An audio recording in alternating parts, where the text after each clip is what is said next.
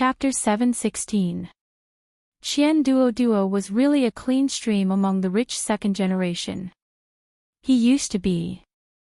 In terms of financial resources, there were few families in the entire Feng state that could compete with the Qian family. In terms of background, the Qian family was backed by the third prince, Zhao Yi. Which poor scholar could afford to offend him? Such a person had always suffered from the cold eyes and ridicule of others, but he just wanted to buy a poem to show off. How did the Qian god of fortune teach his son? If it was someone else, they would have lost a few lives. When he encountered difficulties in the Qi kingdom, it was because of Qian Duo that he survived 2 financial crises. Just because Qian Duo called him a brother, he would definitely help him. In order to prevent him from walking down the wrong path, he had said those words after careful consideration. Qian Duo obviously had not experienced the ugly baptism of the secular world. After Li Yi's words, he fell into deep thought. I understand. When Li Yi was about to finish his cup of tea, Qian Duo suddenly stood up with a look of enlightenment on his face. Li Yi glanced at him and asked, "What do you understand?" Spend the least amount of money and do the most things. You can't just think about throwing money. You have to do things cleverly. Qian Duo's face showed a thoughtful expression. Every penny should be spent just right. That's what my father taught me. Li Yi nodded. Qian Duo understood the essence of those words so quickly. The boy was worth teaching. So. Qian Duo turned to look at him and asked, "When are you going to pay me back?" This was a bit like burning the bridge after crossing the river. Just now, he had taught him so many life philosophies and guided him in the right direction. He hadn't even mentioned taking the money, but he was showing off first. This is different. Qian Duo looked at him and said seriously, "Thank you for your advice just now. I have benefited a lot." How much is that worth? Brother, name a price and I will give it to you immediately. He changed his tone and said, "But brother, you owe me a penny. You have to pay me back." Seeing his serious look, Li Yi began to admire the god of wealth's upbringing. To be able to raise such a son, it was enough to show that the god of wealth could climb to such a position in a short time, not entirely because of Zhao Yi. Li Yi had a look of appreciation on his face. He nodded and said, "The return event is over. I don't have any money." The nature of today's banquet could be considered as half a family banquet for the Lin family. The members of the Lin family were only a small part of them. Most of them were the shopkeepers and managers of the shops under their name.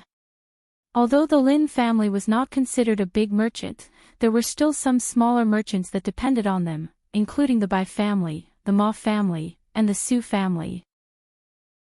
Due to the close business relationship between the 4 families, they would often attend such occasions. At this time, most of the Lin family members had gone inside. Most of the people outside were outsiders. Those small merchants and the shopkeepers and managers of the Lin family were chatting with each other. They looked in a certain direction from time to time, and their faces were full of doubt and surprise. There were many rich families in Feng State City.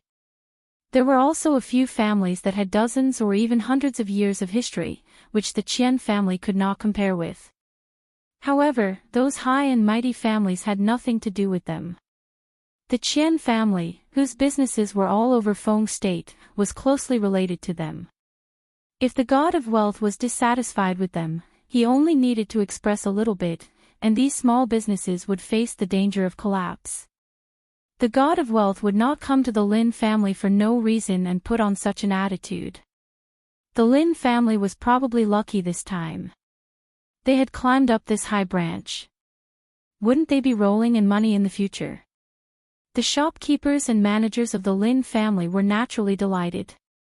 The bigger the Lin family's business was, the higher their status would be, and the greater the benefits they would get. Those small merchants were naturally excited. Although they could not directly connect with the Qian family, it was not bad to be indirect. The Lin family was eating meat with the Qian family, so there should be some soup for them to drink, right? The Bai family, the Ma family, and the Su family did not know what was wrong with them. Originally, with their relationship, they would definitely benefit the most this time. However, they chose to fall out with the Lin family at this time. It would be difficult for them to get on the same boat this time. Shopkeeper Ma and shopkeeper Su were still standing at the door. They did not know whether to leave or stay. They had just fallen out with the Lin family, so it was not appropriate for them to stay here. It was too embarrassing. However, they could not let go of their worries. The Lin family was obviously not the same as before. If they really joined forces with the Qian family to do something to them, how could they live in the future? Bai Yu stood beside the two of them and looked in the direction that Qian God of Fortune had just gone. Then, she looked at the figure who was talking to young Master Qian on the other side. Her expression was a little uncertain. After a long time, there was finally some movement in the matter that everyone was concerned about. Surrounded by the crowd, Qian God of Fortune walked out from inside and said with a smile, "You're too polite." It's settled then. The manager will discuss the specific cooperation matters with you when the time comes. The people present were not willing to let go of the opportunity to curry favor with Fengzhou God of Fortune. They all stood up and rushed over. This time, shopkeeper Ma and the other two were isolated. The three of them stood at the door, which was particularly conspicuous. He didn't want to argue with him over the matter of a copper coin. Seeing Lin Wanru walk over, Li Yi waved his hand at her and said, "Even though that's the case, it depends on my mood. That copper coin doesn't belong to you. If I want to give it to you, I'll give it to you. If I don't, you can't take it." Young Master Qian Duo still wanted to say something, but the woman behind him had already walked over. "Miss Lin." Qian Duo returned the greeting and turned back to continue carrying out his justice. Li Yi looked at Lin Wanru and then looked at Qian Duo. He signaled in the direction of the door with his eyes. Qian Duo was stunned and asked, "What do you mean? How could he be so insensible?" Li Yi looked at him again and said, "It means that you can go." Qian Duo looked back again and finally realized something. He turned around and walked in the direction of the door. After taking 2 steps, he turned back and reminded, "1 coin." After sitting down, Lin Wanru looked at him with some confusion and asked, "Young Master Qian, do you know him?" Li Yi nodded and said, "I've seen him twice." Looking at the situation just now, it did not seem like they had only met twice. Lin Wanru looked back but did not ask again. There were too many things about him that she could not understand. Li Yi looked at her and asked, "Have you negotiated with the Qian family?" Lin Wanru nodded and said, "I don't know why the Qian family wants to cooperate with us, but according to the way they just said, it will only be good for the Lin family." Seeing that there was still a trace of worry between her eyebrows, Li Yi asked, "What are you worried about?" "I always feel that, these days, it has been a bit too smooth." Lin Wanru shook her head and said, it's like someone is helping us. From the foreign merchants to the Ma family and the Su family's source of goods, and today, the God of Fortune came to visit us. Everything is too smooth." Li Yi looked at her and asked, "Isn't it too smooth?" "It's like being blessed by the gods." Lin Wanru smiled and said, "In the past, I didn't feel anything when I stumbled along the way, but now I feel a little uneasy." "Blessed by the gods." Li Yi was stunned and said with some embarrassment, you flatter me, what?" Lin Wanru looked up at him with some doubt in her eyes. "Nothing." Li Yi hurriedly waved his hand. Lin Wanru nodded and looked at him and said, "Actually, I have something to tell you today." "It was decided yesterday, so I didn't have time to tell you." Li Yi nodded and said, "Just in time, I also have something to tell you." "Then you first." The two looked at each other and shook their heads and smiled at the same time. I'm leaving. I want you to be the shopkeeper of the new shop. Lin Wanru paused for a moment, then nodded and said, since you're leaving, you should go back first. Miss Lu really does need someone to take care of her.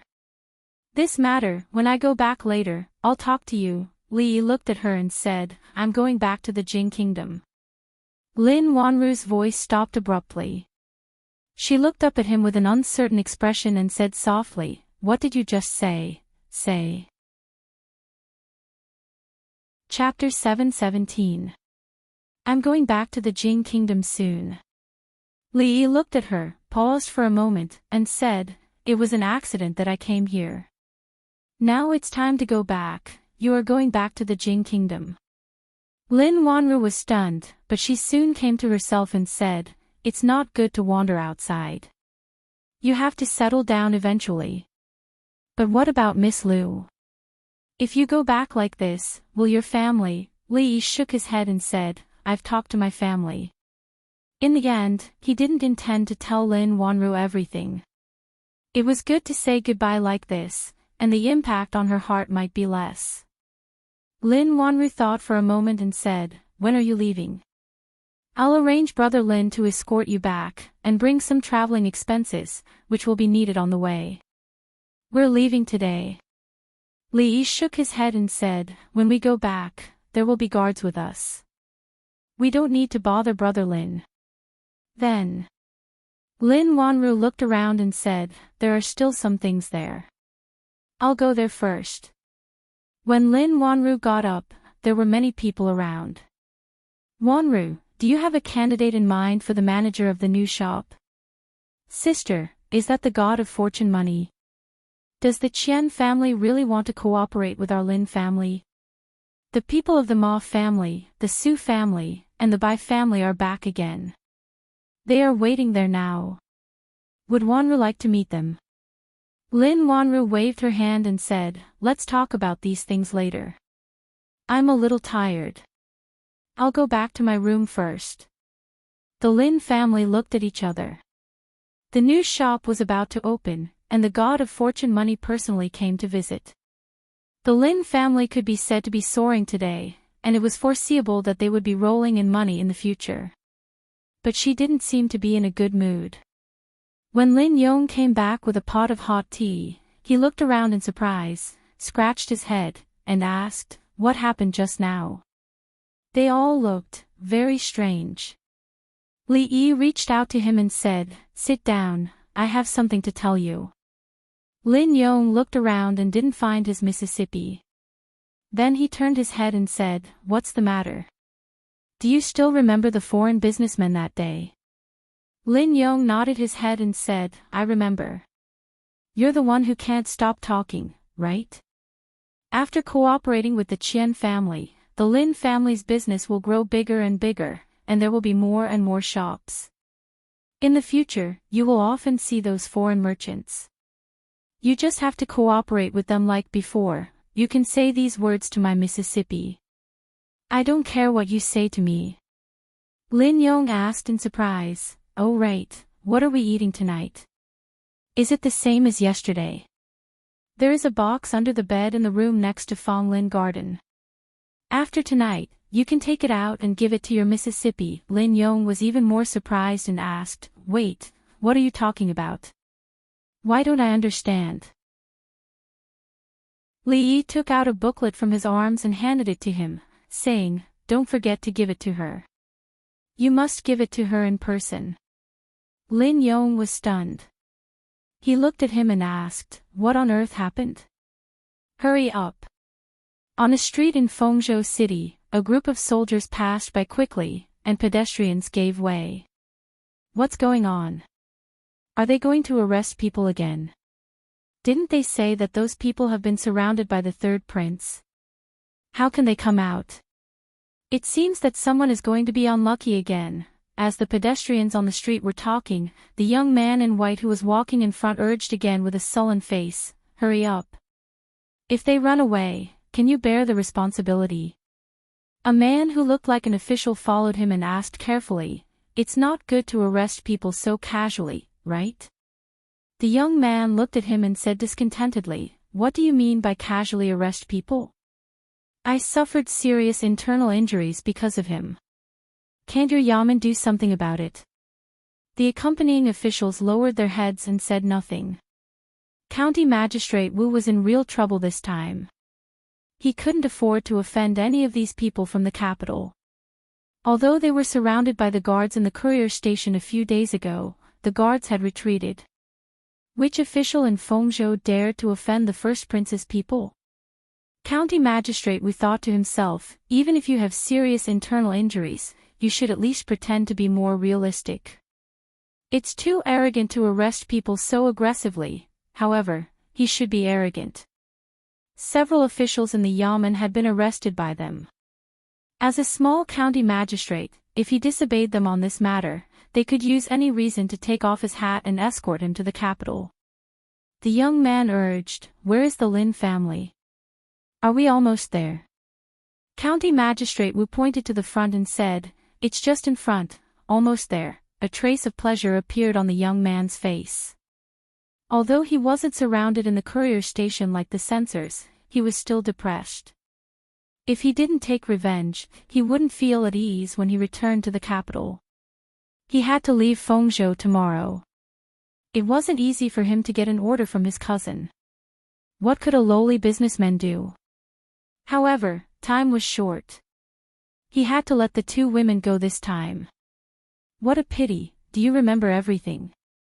Li Yi looked at Lin Yong again and asked. Yes, I remember. Lin Yong nodded and immediately asked, "What happened?" "You should tell me now, right? I'm leaving." Lin Yong was stunned for a moment and said, "It's not too late to leave after you tell me what happened." As soon as he finished speaking, a voice suddenly came from the front. "Who is Li Xian?" Li Yi looked at him strangely and asked, "Is there a person called Li Xian here? Isn't that you?" Lin Yong looked at him in surprise. Li Yi was stunned for a moment. He rubbed his forehead and said, "Sorry, I forgot." Lin Yong looked at him and then at the group of officials pouring in from the door. He was confused until a somewhat familiar young man walked in from outside. His expression finally changed. "Who is Li Xian?" A man in an official uniform stood at the door and asked loudly. Seeing the appearance of an official, everyone in the courtyard was stunned at first, and then they were all surprised. The Lin family was really troublesome today. First, the Ma family, Su family, and Bai family came to quarrel with each other. Later, the money god came to cooperate with them in person. As soon as the money god left, the officials came to the door. Didn't these people really discuss it? Who is Li Xian? I don't know. I've never heard of such a person in the Lin family. Is that the county magistrate? Ah, why is the county magistrate here? Did the Lin family get involved in a lawsuit? The county magistrate's arrival brings light to the Lin family. While people were whispering timidly, the third master of the Lin family had already greeted the county magistrate with a frightened face. He asked cautiously, "May I know why the county magistrate has come to the Lin family?" "There is a person named Li Xian who is suspected of beating an official of the imperial court." "Is he in the Lin family?" The third master of the Lin family was stunned and said, "No, there is no shopkeeper surnamed Li in the Lin family, and there is no one named Li Xian among the servants." As soon as he finished speaking, someone came from the side and whispered, "Isn't the accountant brought back by the eldest sister called Li Xian?" Chapter 7:18. Beating up an official of the imperial court. Bai Yu, who was standing behind the crowd, was startled. He naturally knew who Li Xian was and had even personally investigated him. He was the scholar who lived next to Fragrant Forest Park. Previously, he had embarrassed himself in front of Lin Wanru. Bai Yu naturally did not have a good impression of him. This person actually dared to beat up an official of the imperial court and even caused the county magistrate to come looking for him personally. This was truly gratifying. In an instant, Bayu's gaze immediately turned into a mocking one. The third master of the Lin family was also startled when he heard this. Then, he seemed to have thought of something and turned his head to look in a certain direction. At a table in the back, a young man slowly stood up. The scholar that Wanru had picked up had initially caused a small disturbance in the Lin family. After all, the position of an accountant was very important. No one would feel at ease handing it over to an outsider. However, it was later discovered that this was not a measure taken by the young mistress of the Lin family to further monopolize the power. The scholar's title of accountant was just a title. It was said that he only stayed in the small courtyard next to Fragrant Forest Park and rarely went out. The family had their own guesses as to whether he was an accountant or a lover. However, this had nothing to do with their interests, so they gradually stopped paying attention to it. As time passed, they even forgot his name. He did not expect to hear his name again from the county magistrate's mouth. The third master of the Lin family was slightly angry. This scholar ate the Lin family's food and lived under the Lin family's roof. He actually caused so much trouble for the Lin family. The third master of the Lin family's face darkened. He looked at the scholar and said, "Li Xian, the county magistrate is asking a question. Hurry up and come over." In an instant, the focus of everyone's attention immediately shifted to the scholar in front of them. Beating up an official of the imperial court. Li Yi walked over and looked at the county magistrate. He asked, "May I know where the official of the imperial court that you mentioned just now is?" County magistrate Wu frowned slightly and said, "Come with me to the county office and you'll know." Although there was something fishy about this matter, there was no need to make the first prince unhappy over an unimportant person and bring unnecessary trouble to the third prince. "If I tell you to go, then go. Why are you talking so much nonsense?" The third master of the Lin family frowned and said, "Hurry up and go." In the crowd, the sloppy old man threw down the chicken leg. Li Yi secretly made a gesture to him.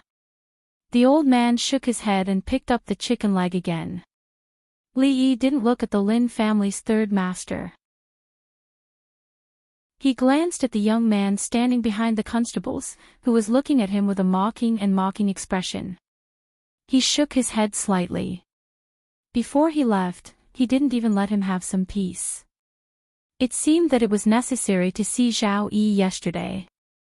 Otherwise, after he left, who knew what would happen to the Lin family? Li Yi glanced at the county magistrate and said, "Let's talk outside."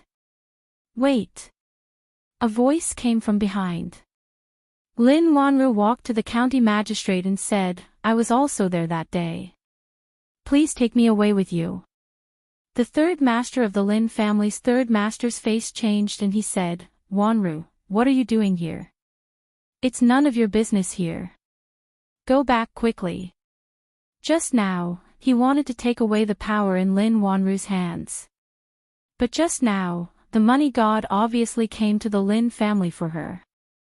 The future of the Lin family depended on her. Now, she couldn't have anything happen to her. Li Yi turned to look at Lin Wanru and said, "It's really nothing serious. Just make it clear." Lin Wanru looked away from the young man behind the constables and looked at the county magistrate. She said, "Aren't we going to the county office?" "Let's go." Lin Yong looked anxious and said, "Miss, don't go. It's obviously that bastards." Lin Wanru glanced at him, and Lin Yong immediately closed his mouth. "Let's go." County Magistrate Wu glanced at her and said lightly. There wasn't much difference between a scholar with no background and a merchant's daughter. Although the matter wasn't destined to be too serious, judging from the intentions of the person behind him, the scholar would probably suffer some physical pain. "Sir, I don't think it's so troublesome," Li Yi said with a smile as he stuffed something into the county magistrate's hand. County Magistrate Wu was stunned. Feeling the weight of the thing in his hand, he thought that even if it was a bribe, such a small piece of silver was too small. His face darkened, and he said, "Presumptuous. How dare you bribe me?" "Guards, As County Magistrate Wu said, he raised his hand and intended to throw the silver on the ground fiercely in order to show how impartial and upright he was. Before throwing it, he took a casual glance at it. In an instant, his eyes widened as his arm froze in the air and he couldn't move his eyes away anymore. This jade pendant had just been sent to King Feng's mansion by him some time ago. Today, when he saw it again, it still felt the same. County Magistrate Wu's eyelids twitched when he saw two yamen runners coming out from behind him and walking toward the scholar. He shouted, "What are you doing?" The two yamen runners looked over in confusion. "Sir, didn't you ask us to shut up?" County Magistrate Wu's face darkened.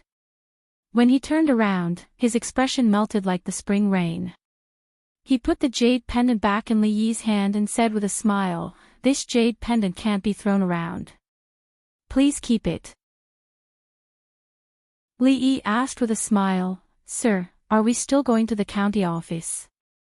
"No, I'm not going." County Magistrate Wu shook his head fiercely and said, "I'm sorry to disturb you. We'll leave now, right now." Li Yi put away the jade pendant. Xiao Yi did not lie to him. This jade pendant could be exchanged for silver in times of crisis and could also be used to solve difficulties. It was really a must-have for traveling to the Qi Kingdom. Seeing the sudden change of the county magistrate's attitude, the third master of the Lin family was stunned. He opened his mouth but did not say anything. He was not the only one who was stunned. The county magistrate came in a fierce manner and left in a hurry. He did not do anything in between. It was extremely strange. Lin Wanru looked at County Magistrate Wu, and when she turned her head to look at Li Yi, a trace of unfamiliarity suddenly appeared in her eyes. "County Magistrate Wu, what are you doing?" The young man finally came to his senses. He stepped forward and said angrily, "Are you going to bend the law for personal gain?" County Magistrate Wu's face darkened. He did not want to offend the first prince's people, but it did not mean that he was willing to offend the third prince. The person who owned the jade pendant was obviously someone the third prince attached great importance to. County Magistrate Wu did not dare to offend the third prince. After all, the first prince was not the real master in Feng province. He looked at the young man with a sullen face and said coldly, "Do I need you to teach me how to do things?" This scene caused everyone present to be dumbfounded. Today, they not only saw the god of fortune in Feng province, but also the county magistrate's internal strife. This trip to the Lin family was not in vain. How dare you! Even in the capital, he was a domineering and unscrupulous person. How dare a remote county magistrate treat him like this? The young man was angry and said harshly, "Do you still want to be the county magistrate? I'm afraid you can't make the decision on this matter, can you?" A voice came from outside. After being stunned for a moment, the people immediately looked at the door. Li Yi stretched out his hand and rubbed between his eyebrows. Looking at the figures coming in from outside, he murmured, "Xiao Yi, you've gone too far." Chapter 719. Most of the people didn't recognize the few figures who walked in from outside the door. However, the young man at the front who had just spoken looked noble. The two young masters on his left and right were also outstanding and had extraordinary identities. Not only that, but there were also 2 rows of armored and armed guards behind them. At a glance, there were probably dozens of them. It was the first time that most of the people present had seen such a lineup. They didn't know these people, but there was one person that everyone knew. Fortune God of Money, who had left and returned, stood behind the young man as if he was the leader. It was completely different from the situation where he was surrounded by stars. Zhao Xiuwen, Yang Yanzhou. Lin Wanru looked at the 2 people on her left and right. When her gaze moved to the face of the person in the middle, she finally revealed a shocked expression. "Your Highness King Feng, who's talking?" The young man was in a fit of anger. When he was suddenly rebutted, he subconsciously wanted to turn around and scold back. However, when he turned around and saw the person who walked in, he immediately became dispirited. He trembled and involuntarily took a few steps back, swallowing the words that were already in his throat. Feng, Feng. Your Highness King Feng. Although his identity wasn't ordinary and he had the right to be arrogant, he also knew that there were two people in Feng province that he couldn't afford to offend. One was his cousin, the eldest prince of the Qi kingdom, Prince Heng, Zhao Jing. The other was the true ruler of Feng province, King Feng, whom even the eldest prince didn't dare to provoke. He did provoke, but the result wasn't good. The relay station where he lived was surrounded by 1,000 guards. Although his freedom wasn't restricted, he was humiliated, lost the hearts of the people, and even lost his credit. At this moment, he was even more depressed than County Magistrate Wu. Greetings, Your Highness King Feng. County Magistrate Wu bowed apologetically and secretly wiped his cold sweat. As expected, this person's relationship with His Highness King Feng was extraordinary. Not only did he give the jade pendant that represented his identity to King Feng, but he also came personally. If County Magistrate Wu hadn't been quick-witted just now, he would have made a big mistake. If they didn't hear the young man's trembling voice clearly just now, they finally heard the county magistrate's words just now, which were spoken fluently and clearly in the official language. King Feng. The third master of the Lin family trembled as he said this, and immediately knelt down. When the crowd regained their senses, they also lowered their heads and knelt down. Unless it was a special occasion, the people of the Qi kingdom did not have to kneel to the officials. However, the person in front of them was a genuine prince, the lord of Feng province. In this place, his reputation was unparalleled. They held this name in awe and veneration. Wallah! Wallah! Even the thick-skinned Lin Yong knelt down without hesitation. In the entire courtyard, the only people who hadn't knelt down in front of Zhao Yi were a sloppy old man who was sitting in a seat and eating a chicken drumstick, Li Yi who stood there with a helpless expression, and Lin Wanru who hadn't knelt down because he was holding her wrist. Lin Wanru looked at him and said in a panic, "This is His Highness King Feng. You can't be rude." In the crowd, Baiyu raised his head and took a look. After being stunned for a moment, a gloating expression quickly appeared on his face. "Come in and talk." Li Yi sighed and turned to walk inside. Lin Wanru was pulled by him. She stared blankly at the people in front of her and unconsciously followed him in. "I'm a little presumptuous. Brotherly, please don't take offense." Zhao Yi laughed heartily and walked up quickly. Dozens of guards rushed into the courtyard and surrounded the hall that the group had entered. The gloating expression on Baiyu's face froze. Confusion, and deep fear appeared in his eyes. The third master of the Lin family was still kneeling on the spot. He stared blankly at this scene and even forgot to get up. At this moment, his heart was pounding. Was the person who spoke just now really the accountant of the Lin family? The gigolo kept by Wanru? How could he speak to His Highness King Feng like that? How could His Highness respond like that? The third master of the Lin family rubbed his forehead with his hand. He felt dizzy. The accountant of the Lin family, the gigolo kept by Wanru. He spoke to him like that and reprimanded him. His Highness King Feng was so polite to him, not only did he feel dizzy, but his vision also darkened until it was completely black. "Third uncle, old third, what's wrong with you? Wake up!" The muffled sound of his head hitting the ground finally brought everyone from the Lin family back to their senses. They all rushed in the direction that the third master of the Lin family had fainted on. In the hall, Li Yi rubbed his forehead. He looked at Zhao Yi and asked, "Isn't this a little too much?" Zhao Yi shook his head and said, "I'm leaving for the capital tomorrow. I can't disappoint brotherly, so I thought it was better to come personally." Zhao Yi took a sip of tea and glanced at Lin Wanru. He then looked away and said, "This way, even if I leave, no one in Feng province will dare to make things difficult for the Lin family.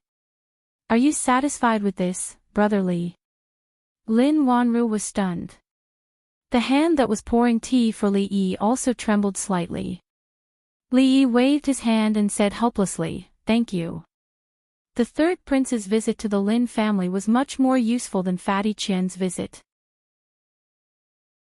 In the future, no one in Feng province would dare to do anything to the Lin family even if they had the guts of a bear or a leopard. However, the problem was, how could he cover up this matter? Moreover, before you leave, Xiao Yi should see you off. Xiao Yi looked at him and added, "Don't forget that you still owe me a meal." Li Yi was stunned and asked, "Didn't I pay you yesterday?" Xiao Yi looked at him and said, "Brother Li, did you forget that you didn't pay the bill yesterday? One treats, and the other pays." Li Yi looked at him in surprise and asked, "Is there a problem?" Xiao Yi looked at him deeply and said, "You left in a hurry yesterday. There are some things that you didn't have time to ask. If you go to the capital like this, I won't be at ease." Li Yi took a sip of tea. Xiao Yi looked at him and said, "The imperial edict from the capital arrived yesterday. Many officials in Feng province were found to have their properties confiscated through the debit and credit method. I'm afraid some of them will be beheaded. The imperial court has been in turmoil for a long time because of this. Brother Li, why don't you tell me if this method is feasible or not?" Li Yi looked at him and asked, "You want to implement this method?" Xiao Yi nodded and said, "The problem of the Qi kingdom is already very serious." Li Yi shook his head and said, "If this method is implemented vigorously, the Zhao family will die. If it is not implemented, the world will die." Xiao Yi heard this and frowned slightly. The debit and credit method, turmoil in the imperial court, confiscation of properties, beheading. Lin Wanru's eyes flashed. It seemed that a certain image began to appear in her mind. What will happen if people find out about this method of checking accounts? Actually, it's nothing much. At most, the situation will be unstable, the entire country will be in turmoil, heads will fall, and blood will flow like a river. She glanced sideways. It turned out that he hadn't lied to her when he said those words at that time. Xiao Yi was the third prince, so it was impossible for him to remain at the Lin clan for too long. Moreover, he was leaving for the capital tomorrow and would have many other matters to attend to. It was already extremely rare for him to be able to stay at the Lin clan for an hour. Lin Wanru stood in the hall. The scene of his conversation with His Highness King Feng, Yang Yanzhou, and Zhao Xuan appeared in her mind. She finally raised her head and looked at him and asked, "You've known them for a long time?" "I've known the third prince and Zhao Xuan for almost a year. However, to be honest, I've only met them once or twice before." Li Yi thought about it and said, "I met Yang Yanzhou a little earlier. He was at Qing and prefecture in the Jing kingdom. I've known him since then. He's known as the #1 scholar of Qing and prefecture. I've only met him twice or thrice, but we haven't spoken much. I know you have many questions, but before that." Li Yi looked at her and extended his hand. "Miss Lin, let me reintroduce myself. I am Li Yi." Chapter 720. Li Yi. Lin Wanru looked at him in a daze and asked, "The #1 scholar of the Jing kingdom, Li Yi?" The Lin family's banquet, the god of wealth's visit, King Feng's visit, and the scholar she had picked up 2 months ago was the scholar she admired greatly. At this moment, Lin Wanru felt like she was in a dream. What #1 scholar? It's all nonsense. You can't take it seriously. Li Yi's outstretched hand stopped in midair. He said, "But it should be the Li Yi you're thinking of." Lin Wanru's expression was a little confused. After a long time, she looked away and murmured, no wonder he copied the handwriting of the Jing kingdom's #1 scholar, Li Yi. It was more similar than Zhao Xuan's. No wonder he never studied or asked about poetry. It was because no one in Feng province or even the Qi kingdom could compare to him in these matters. No wonder a scholar knew the way of business. Now that she thought about it, those foreign merchants were willing to give so much profit to the Lin family because he was Li Yi. Li Yi of the Jing kingdom, Li Yi, who had defeated the Qi kingdom's Wenzong, defeated the Qi kingdom's poet saint, and defeated the Qi kingdom's diplomatic mission. His reputation had spread throughout the Qi kingdom a long time ago. Lin Wanru looked down at his outstretched hand and raised her head again. Li Yi's expression was a little awkward. He said, "This is a form of etiquette in my hometown. It's called the handshake ceremony. When two people who don't know each other meet, they will shake each other's hands as a sign of politeness." Lin Wanru was stunned. She reached out to hold his hand and shook her head. She said, "The Jing kingdom's etiquette is really strange. Since they were already being honest, they might as well be honest with each other." Li Yi reached out and took off the mask on his face. Lin Wanru's expression froze again when she saw this. She looked at the unfamiliar face and asked in a trembling voice, "Is this your original appearance?" Li Yi nodded and said, "Because of some reasons, I have no choice but to do so." Lin Wanru sat on the chair and said in a low voice, I want to be alone for a while." When Li Yi walked out of the hall, he bumped into Lin Yong. When he walked over, he asked, "Brother, are my miss and the Li brothers inside?" Li Yi patted him on the shoulder and said, "Don't go in yet. Let Miss Lin have some time alone." Lin Yong's footsteps suddenly stopped. He turned his head and looked up and down. An expression of disbelief appeared on his face. He said, Can you say something more for me?" Li Yi looked at him and said, "If you come to the Jing kingdom again, you can come to the capital to find me." Hiss. "You are the Li brothers?" Lin Yong gasped. The expression on his face was no different from seeing a ghost in broad daylight. "Gone." The sloppy old man wiped his mouth and walked over to ask. Li Yi looked back and waved his hand, saying, "Let's go." The Lin family's banquet today had not ended. It should be said that the process of previous banquets had only just begun. However, after so many twists and turns in such a short period of time, many people did not have much interest in the banquet that was only held twice a year. The atmosphere was abnormally quiet. Everyone watched as the Lin family accountant walked out. The scene that had just happened appeared in their minds. They looked at the members of the Lin family with extremely complicated gazes. Suddenly, someone exclaimed in a low voice, his appearance. On the other side, the young man named Baiyu's face was pale. The two shopkeepers beside him, Ma and Su, looked even worse. Shopkeeper Ma, who had been arrogant just a moment ago, was now crying. He looked at the third master of the Lin family and said with a trembling voice, Third master, I beg you, let us see Wanru again." In the courtyard, Li Yi glanced at Mississippi Lu and asked, "Are you done packing?" Mississippi Lu nodded.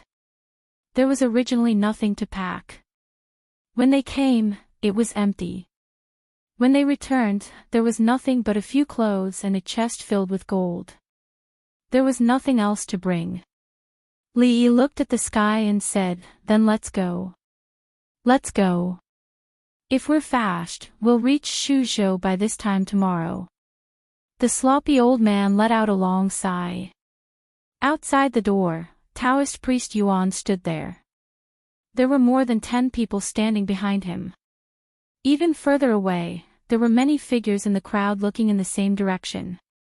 Lin Yong stood at the entrance of Fonglin Garden. His mouth was open and had not closed since the beginning. Li Yi walked over and patted his shoulder. He said, "Where's Miss Lin?" "At home." Lin Yong looked into Fonglin Garden and turned around. He said, "Do you want me to call her?" "No need." Li Yi retracted his hand from his shoulder and waved it casually. Goodbye, big brother Lin. Lin Yong nodded and looked at him in a daze. He said somewhat mechanically, goodbye. When there was no one in front of him, Lin Yong came back to his senses. He looked at the courtyard next to him and quickly walked over. The furnishings in the courtyard were still the same as before. There was a clay pot at the door of the kitchen that was used to boil medicine. However, there was no longer the fragrance that made him salivate just by smelling it. Thinking of something, he walked into the room and leaned over to look under the bed. After a while, he pulled out a box from under the bed. The box was very big and it was not locked. Lin Yong opened it casually. The next moment, he was dazzled by all kinds of colors. Fengzhou Courier Station. You said that Zhao Yi personally went to the Lin family to see the person you met the other day. Zhao Jing looked at the young man who was still a little pale and asked, who is that person? I've already asked someone to investigate. The young man took out a piece of paper and handed it over. He said, when I came back just now, I saw that they seemed to have left the city, the accountant of the Lin family. Zhao Jing frowned. After looking at it several times, he still had no clue. He's from the Jing kingdom. Why was he so polite?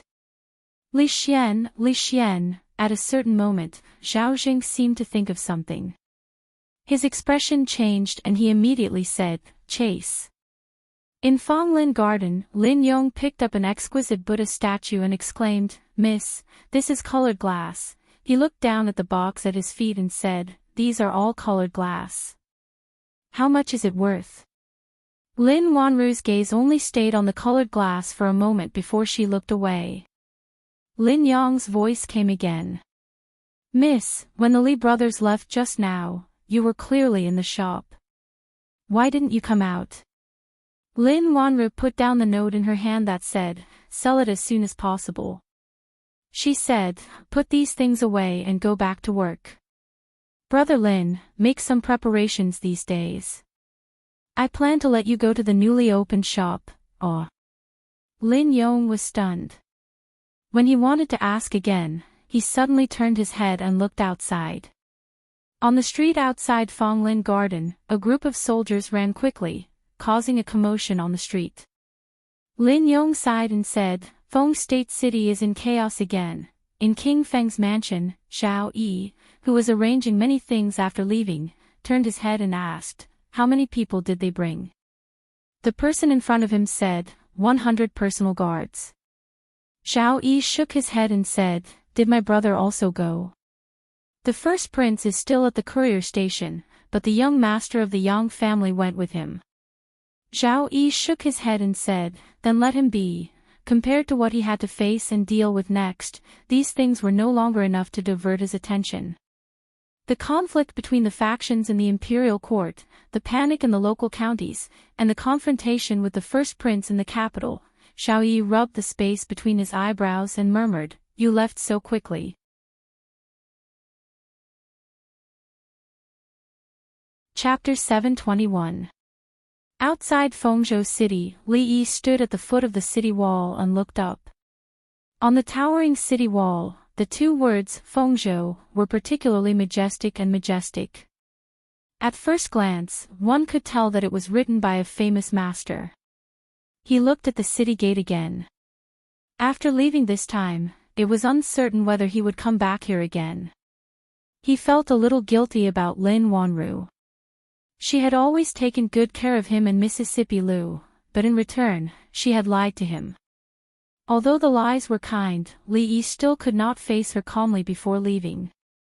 After a while, he collected all his thoughts, turned to look into the distance, waved his hand, and said softly, let's go. Half an hour later. Go after them. Inside Fengzhou City, a group of fast horses galloped out. The young man in the front was full of excitement and said loudly, His Highness has ordered that whoever catches them will be heavily rewarded. On the official road, pedestrians and peddlers gave way. The horses galloped, stirring up smoke and dust. In Fonglin Garden, Lin Wanru slowly closed the booklet in her hands. The description on it was extremely detailed and detailed the path that fragrant forest garden would take in the future. Even though she still could not understand some of the methods, she did not doubt it at all after her previous experience. According to this plan, in the end, she did not need to do most of the things in the shop by herself. She only needed to make some important decisions occasionally. At that time, it seemed that she would have a deeper control over the Lin family's business than it was now.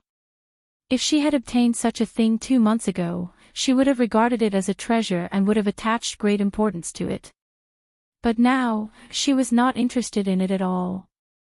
She picked up the teacup and took a sip.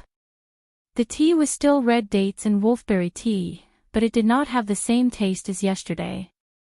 The sun was about to set in the west. After leaving Fonglin Garden, the light in the small room gradually dimmed. Lin Wanru looked at the teacup without any expression on her pretty face. She just sat there quietly. After an unknown period of time, this trace of silence was finally broken. Lin Yong walked in from outside, gently knocked on the door, and said, "Miss, the steward of the Qian family is here, got it. Let him wait outside for a while." Lin Wanru nodded and slowly stood up. There was no fluctuation in her tone as she spoke. Lin Yong's eyes were a little dazed.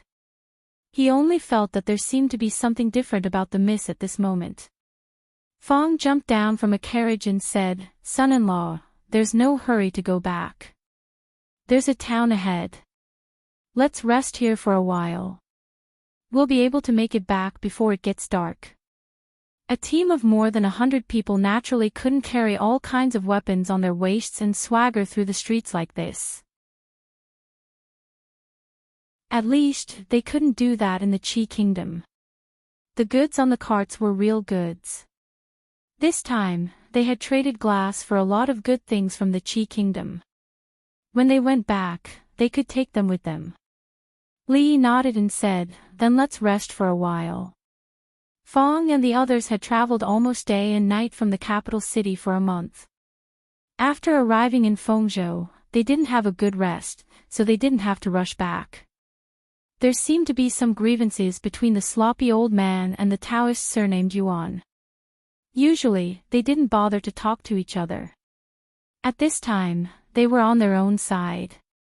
Fong saw him take out a milk candy from his bosom and throw it into his mouth. He smacked his lips and said, "Hey, Chief Su, give me one."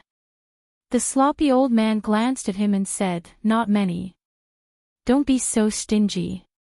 Just this once. Don't do it again." A candy flew over from a distance. Fong peeled it and threw it into his mouth. He said, "I thought we were going to do something big with so many people. I didn't expect to come back so easily. Want to do something big?" Li looked back and said, "Here's your chance." Old Fong turned his head to look behind him, and his expression froze. At the same time, many people around him stood up and looked in a certain direction. They saw smoke and dust billowing in front of them. Occasionally, the neighing of horses could be heard. A young man on the horse urged, "Hurry up. They won't be able to go far in the carriage. They should be right in front." Seeing that there seemed to be a caravan in front of them, the young man hurriedly reined in his horse and shouted, "The people in front, stop." He dismounted and swept his gaze across the crowd. He waved his hand and said, "It's nothing. You can go." Before he could finish his sentence, his gaze suddenly stopped on the face of a woman in front of the crowd. After a moment of shock, he said with joy, "It's them. Capture them all." He waved his hand. The 100 personal guards behind him immediately dismounted and surrounded the entire caravan. Although the other side seemed to have a lot of people, these people were all the personal guards that Prince Heng had carefully selected. Even if they had to face bandits several times their number, they didn't have to be afraid or worried at all. The young man stood at the front and shouted, "Where is Li Xian? Hurry up and come out." Bang! As soon as he finished speaking, he suddenly felt a pain in the back of his leg. He could not help but kneel on the ground. He raised his head and was about to scold them when he saw that the faces of the people inside were all wearing a smile that he could not understand. What he did not understand was where these people had taken out their weapons and the time it took for them to lower their heads. Everyone, hurry up. Don't waste time. Fong clenched his fists and was the first to walk out. To let the same number of experts from the Heaven ranking and Earth ranking, as well as the high priests of the intelligence office, deal with these so-called personal guards who at most had some skills, even if there were a few among them who could be considered to be capable, they would not be able to last long against these people. Even the sloppy old man and the Taoist surnamed Yuan did not make a move. In just a short while, among the 100 people, not a single one was still standing.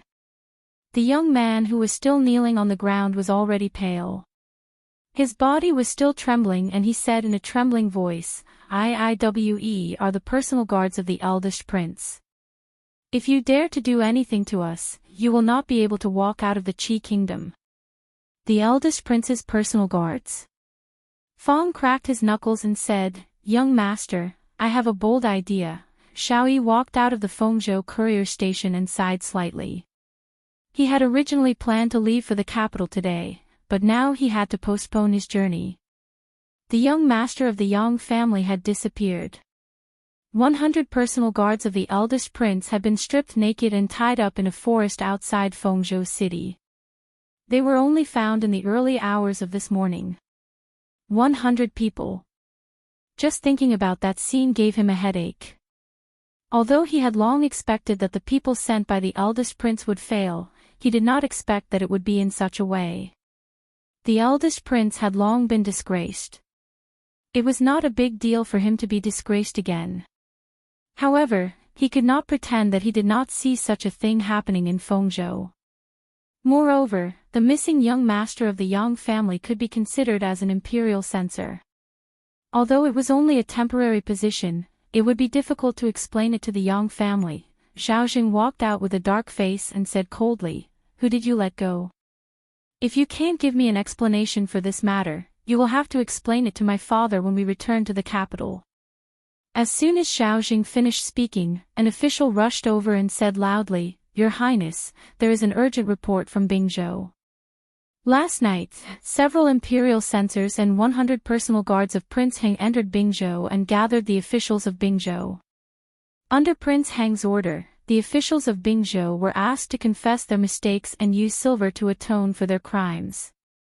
At dawn, they left Bingzhou with 600,000 taels of silver, a bunch of nonsense." Zhao Zheng was stunned when he heard this. In the next moment, his expression changed and he said coldly, "The imperial censors are all at the relay station. When did I give such an order?" Because of the matter of the silver, he was already at the heart of the struggle. There were countless opinions among the people and there were many voices of dissatisfaction with him in the imperial court. The word silver for discussing guilt could not even be mentioned now. How could he do such a stupid thing? According to the official who just arrived from Bingzhou, those people had the token of Prince Heng's residence and had verified the identity of Imperial Censor Yang.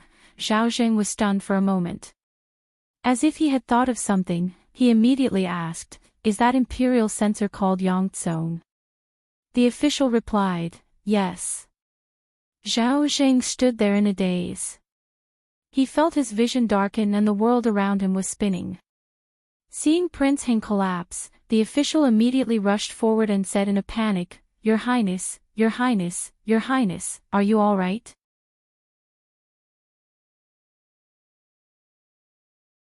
Chapter 722. Have you heard? Prince Heng's men were robbed by a group of strong men yesterday. What do you mean by heard? I saw it with my own eyes. Just this morning, hundreds of people were tied naked to trees. That scene, TSK, immoral.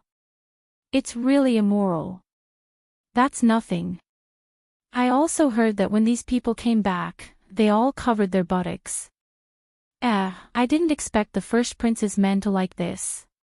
Could it be that he also, today, there was a lot of discussion in Feng State City. People could be heard talking about something on the streets and alleys. That was because that piece of news was simply too shocking to them. Early in the morning, a woodcutter had just walked into the forest when he saw 100 people being stripped naked and tied to a tree. Perhaps because of the morning, some uncontrollable changes had occurred to their bodies. Just thinking about it was a spectacular sight. That kind of scene and that kind of image would linger in the mind of anyone who saw it for the rest of their lives. Ever since the first prince had come to Feng State, he had been arresting people and discussing the crime. Now, he had done such a thing. It had firmly occupied the headlines of Feng State daily. It was believed that this incident would occupy the headlines for a long time. When Lin Yong told Lin Wanru about these things, it was, of course, the edited version. I don't know where this strong man came from. He did things so decisively. It's so satisfying. His face was full of excitement. Then, he put something on the table and said, "Miss, this is what you wanted." He looked at the poetry book that he had just bought and asked, "Miss, is the Li brothers really the #1 talent of the Jing kingdom? Were these poems and lyrics also written by him?" Lin Wanru didn't answer. Lin Yong looked around, shook his head, and walked out. Anyway, that was what the people outside said. When he bought the poetry book, he was almost squeezed out by the young ladies. He really didn't expect that a pretty boy like the Li brothers would be so popular with women. Lin Yong walked to the entrance of Fonglin Park and looked in a certain direction out of habit. He couldn't help but lick his lips. It's almost time to eat again. At this time, in a county town located at the border of the Qi Kingdom's Qing province, a group of over 100 caravans had stopped. They were seated in the largest restaurant in the county town. That's all there is to making money. Fong didn't forget to sigh as he chewed on the pork shoulder. He had the capital to be arrogant. In one night, he had produced 600,000 taels of silver. Anyone could be a little arrogant. However, there was a slight delay in time. Bing province was not far from Feng province. Presumably, they had already received the news. With more than 100 people and so many carriages and goods, it was destined that they would not be able to travel very quickly. The original plan might have to be slightly altered. Yang Liuqing took out a map and spread it on the table. He pointed at a place in front of them and said, "Marshal Uncle, with our current speed, it will take us 1.5 days to reach Chongzhou. If we travel at top speed from Fengzhou, we can reach there in a day. So, we can't go back through Chongzhou. Is there any other way?" Yang Liuqing nodded. He used his finger to draw on the map and said, "If we go west from here, we can go around Chongzhou. It might take us a few days, but it's safe enough." Although they had 2 grandmasters and over 100 top-notch martial arts masters, it wouldn't be a problem for them to break through a city that wasn't heavily guarded. They had to go back. It was better not to cause so much trouble. If they really did that, they were afraid that casualties would be unavoidable. It was not worth it. Li Yi looked at the map. Yang Liuqing explained, "If we go west from here for another day, we will almost reach the border of the Wu Kingdom. We can go around here. This is the chaotic land where the Qi Kingdom, Jing Kingdom, and Wu Kingdom intersect. If we go through here, we can go around Chongzhou. In another 2 days, we will reach Shuzhou." Fong asked doubtfully, "Didn't you say that place is very chaotic? I heard that there are countless mountain bandits and bandits running amok. Will there be trouble?" Yang Liuqing shook her head and said, "This mountain range stretches on and on. There are countless mountain bandits and bandits here. But the really powerful mountain bandits are all in the depths. The power is complicated, and the specific situation is not that simple. In short, there are only some small bandits on the periphery. There are no more than dozens of people, so there's nothing to be afraid of." Li Yi looked at her in surprise and asked, "You are very familiar with this place?" Yang Liuqing was stunned.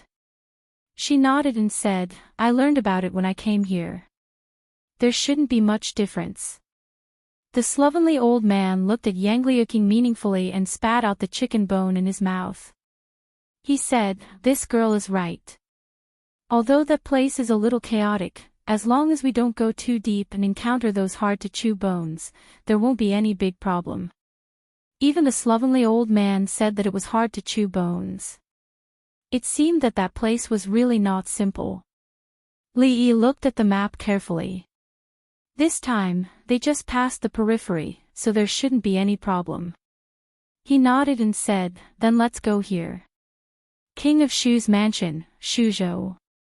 King of Shu paced anxiously in the hall with a gloomy expression.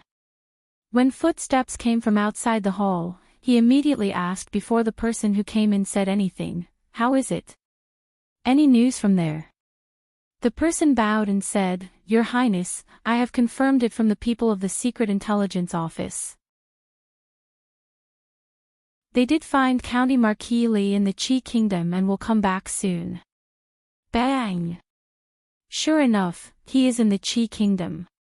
King of Shu punched the table and squeezed out a few words through his teeth. These days, he had almost mobilized all the government offices in Shuzhou and even sent out the guards of the king's mansion. In order to find him, he had spent a lot of effort. He didn't expect that Li Yi was not in the Jing Kingdom or Shuzhou at all. Didn't that mean that all the effort he put in was for naught?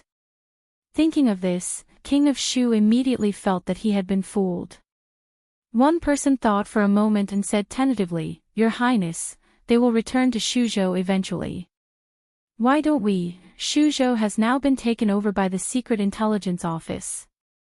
In the crowd, Jiang Zian glanced at the person and said, At first, General Fan thought the same as you. Now grass can grow on his grave. Thinking of something, the person stopped talking and his face immediately turned pale. The people of the Secret Intelligence Office from the Jing Kingdom wanted to take over the military power on the first day they arrived in Shuzhou. Shuzhou was far away from the emperor, so the orders from the Jing Kingdom had little effect here. It had always been like this. On that day, a garrison general said that the request of the Secret Intelligence Office was unreasonable and he would not hand over the power even if he died. As a result, he really died. He had just been buried not long ago, but not long after, grass would grow on his grave. King of Shu didn't speak, but the blue veins on his forehead couldn't help throbbing. As the first prince, he was suppressed every step he took in the Jing Kingdom and was even beaten in front of the civil and military officials. Now he came to Shuzhou and couldn't make decisions on his own fief. This was the most depressing thing in his heart. The atmosphere in the hall was a little depressing. At this time, another servant of the prince's mansion came in and said, Your Highness, young Master Fang Yongfang wants to see you. King of Shu nodded and said, Let him in. Chapter 723. Your Highness, King of Shu. The young man surnamed Fang came in from outside. He first bowed to King of Shu, and then turned his head to look around. King of Shu looked around, waved his hand, and said, You can leave now. Hearing this, everyone left one after another. Only King of Shu and the young man surnamed Fang were left in the hall. King of Shu looked at him and said lightly, Li Yi is coming back. What? Fang Yang's expression changed immediately. He went to the Qi Kingdom recently and will be back soon. King of Shu looked at him and asked, Can your people get rid of him before he arrives in Shuzhou? Fang Yang's expression changed for a while. He shook his head and said, No. The power of the holy religion in Shuzhou was weak. Her Majesty was injured and had not recovered yet. A large number of masters gathered in Shuzhou some time ago suddenly appeared and then disappeared. It was said that they went to the Qi Kingdom. Now that he thought about it, it must have something to do with Li Yi. With the remaining power of the holy religion in Shuzhou, even if another guru came, they would be at risk of being destroyed, let alone so many masters. The right thing to do was to escape before they came back. They didn't even dare to take back the token of the Blue Dragon ambassador. How could they have other plans? Didn't you say that you have 100,000 followers? King of Shu looked at him angrily and said, didn't you say that there are countless masters in your sect? You can't even handle such a small matter. How can I believe you? The young man surnamed Fong was expressionless. He lowered his head and said nothing. Hearing the voice of King of Shu coming from inside, full of anger and mania, the two guards at the door looked at each other and immediately became very cautious. At this time, His Highness could not be provoked. He would even severely punish them for not standing properly. This was not the first time such a thing had happened. Fortunately, it didn't take long before young Master Fong, who often came to the king's mansion, came out. He didn't look very good, and there was no sound in the hole. The two of them heaved a long sigh of relief because they didn't suffer any punishment because of their posture. Young Master Fong was in trouble. From the looks of it, he must have been scolded badly by the King of Shu. The two of them wiped the cold sweat off their foreheads. When they put down their hands, a voice came from the side. Who allowed you to wipe your sweat? The King of Shu looked at the two of them with cold eyes and said, each of you, go down and receive 50 strokes of the cane. The two of them looked at each other and tightened their grip on the sabers at their waists. In the end, they loosened their grip. At the same time, the youth surnamed Fong walked out of the King of Shu's residence. Two blue-robed men came forward and respectfully said, Protector. The youth with the surname Fong turned around and looked at the gate of the King of Shu's residence. He said coldly, we'll do it tonight. Son-in-law, shall we make our move? Fong rubbed his hands together and looked excitedly at a group of dozens of people with red scarves covering their heads.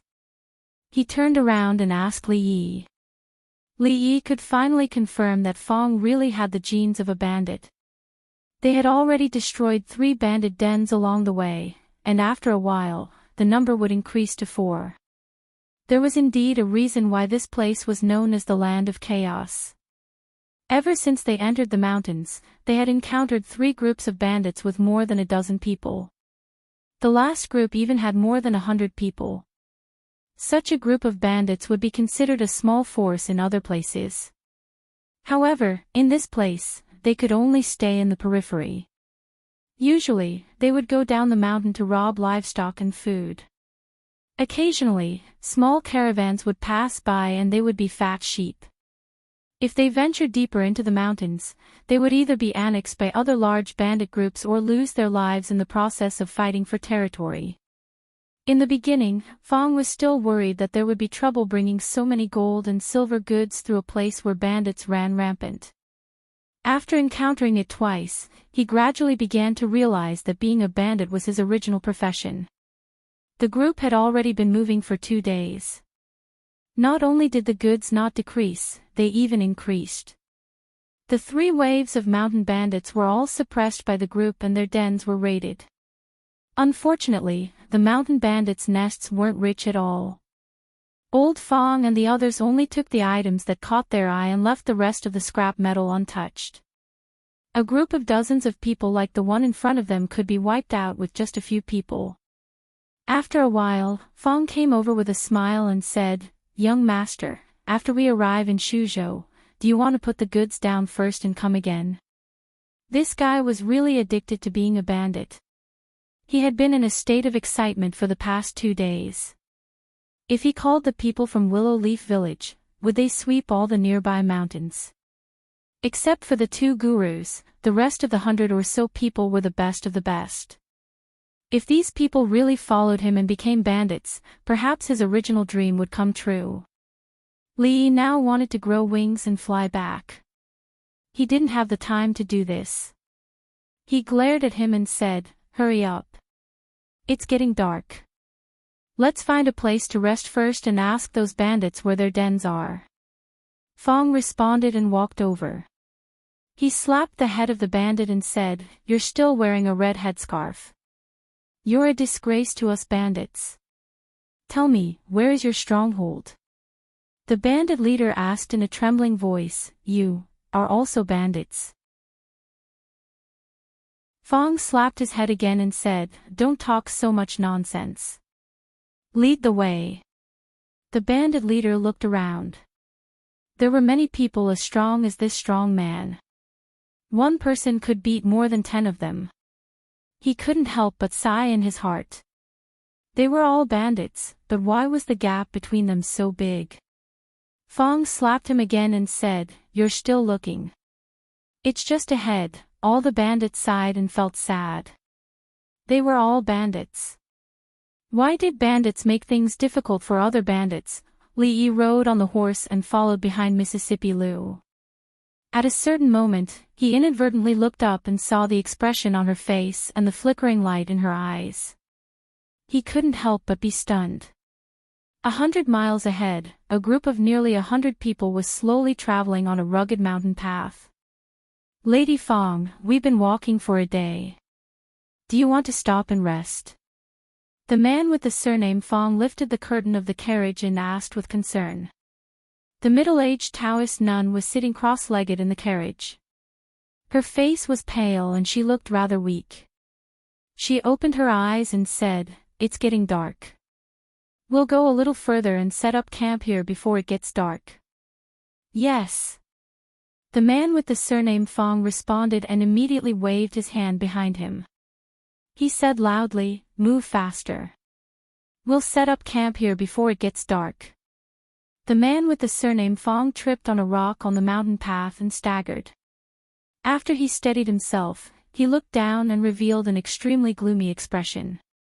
If it weren't for the fact that they were worried about running into Li Yi while traveling through Chong province, they wouldn't be able to fight against those martial arts experts with their current manpower. Why would they take this path? At this moment, his heart was undoubtedly filled with deep resentment towards that detestable name. What he couldn't get over was that this person was clearly a great enemy of the holy religion. Yet, the Lady Fong had given him the token of the Blue Dragon envoy. He was afraid that there would be no small amount of trouble in the future. Thinking of this, he raised his head and glanced at the carriage in front of him. A look of dissatisfaction appeared on his face. Chapter 724. Fong Province, which had been shrouded in darkness for a long time, finally saw the light of dawn today. The reason was that the eldest prince and a group of supervising censors would leave Fong Province today. The actions of these people in Fong Province had a great impact on the people of Fong Province. Even a 3-year-old child knew that the first prince was not a good person. The words supervising censor were enough to stop children from crying at night. Of course, these people, including the eldest prince, had now become a joke in Fong Province. 100 personal guards made a fool of themselves in front of so many people. Early that morning, another censor with the surname Yang was sent back from Bing Province. He had been kidnapped by a group of robbers. Perhaps they were worried that the officials of the capital would be involved and the matter would be blown out of proportion, so they didn't make things difficult for him. Some insiders said that when the censor was sent back, other than becoming a bit deranged, there was nothing wrong with him. After the eldest prince and his entourage were sent out of the city gate, the entire Fong province ushered in a carnival. The night market, which had not been opened for a long time, was opened early when the sky had just darkened. Fong province was brightly lit, and every family was in a jubilant mood. Lin Yong looked at the lights coming from the small courtyard next to Fong Lin Garden. He walked through the courtyard and knocked on the door, saying, "Miss, the shopkeepers of the Ma, Su, and by families have been standing in front of the Lin family's door for a day and a night.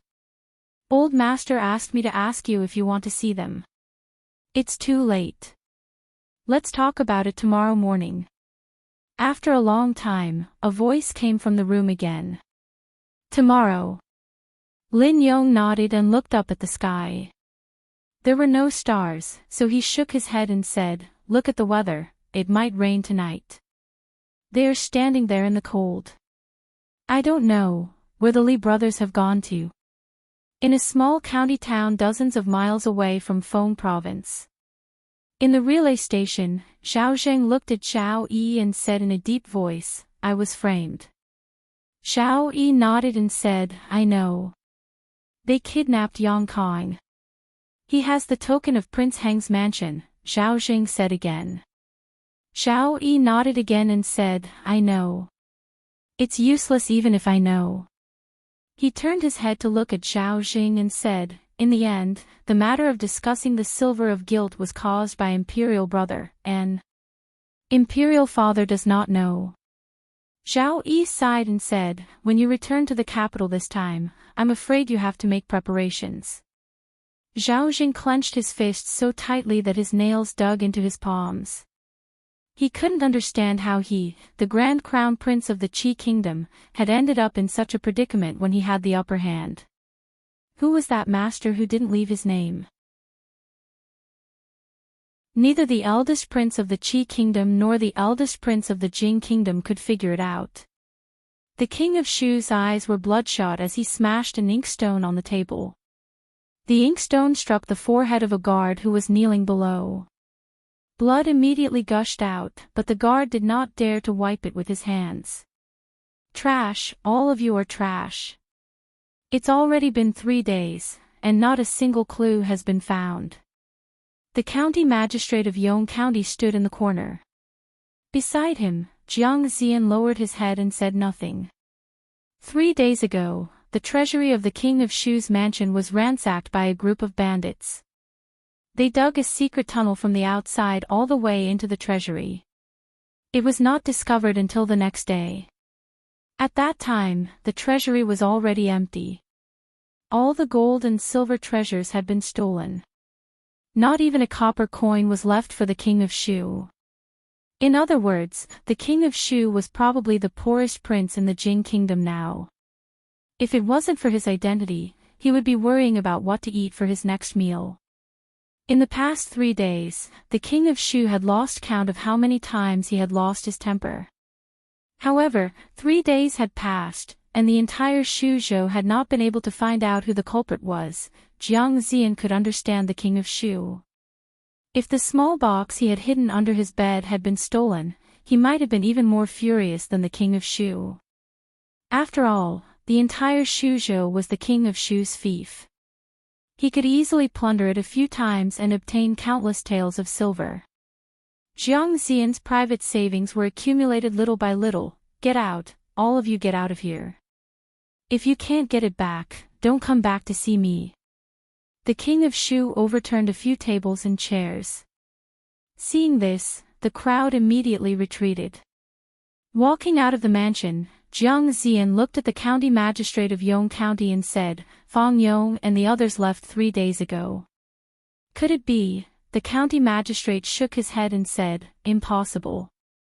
Given his relationship with Her Highness, how could he do such a thing?" Jiang Zian nodded and simply kept his mouth shut. The man named Fang Yong obviously had an unusual relationship with Her Highness. Every time they talked, he would drive them away. These things were not something they could handle. In addition, there was another thing that made him feel a myriad of emotions in his heart. In fact, he could no longer describe the specific feelings.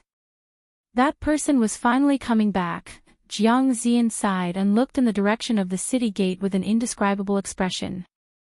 After leaving Shuzhou and going south for another 100 miles, it was the chaotic place that people avoided. There were countless mountain bandits and bandits in the mountains. They often went down the mountains to loot caravans and disturb people's lives. Because of its special geographical location, both the Jing Kingdom, the Qi Kingdom and the Wu Kingdom adopted a laissez-faire attitude towards this place, which directly made the bandits there more rampant. Every night, if you looked down from the highest peak, you would find that the mountains were lit up with many lights, which showed that there were many bandits in the mountains. At this moment, a voice rang out from one of the thatched cottages on one of the mountains that was lit up with a faint light. "Big brother, they outnumber us. Why don't we run away? The way down the mountain has been blocked by them. How can we run away?" Tomorrow morning, we will fight to the death with them. At that time, we brothers will fight to the death for Big Brother. Big Brother just needs to escape and go back to live a good life with sister-in-law. Big Brother, please take care of our family. What are you talking about? I brought you out. How can I run away alone? Inside the thatched cottage, the candlelight was weak and swaying, but the inside of the cottage was not dark. Perhaps it was because there was a shiny bald head that reflected the light in all directions.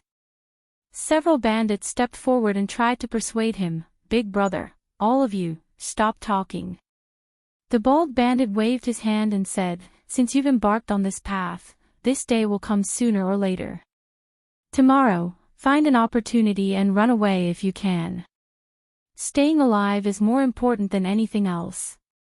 He looked at the endless swaying shadows of trees outside the window and sighed in his heart. He had thought that with his hot blood, he and his brothers could make a name for themselves here. He didn't expect that after only 2 months, they would be forced into a dead end. In this place where the strong preyed on the weak would either die or be swallowed up by the stronger ones.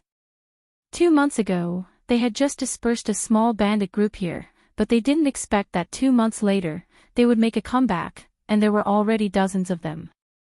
The few of them would never be able to defeat them. Now that their only escape route down the mountain had been blocked, it was impossible to escape.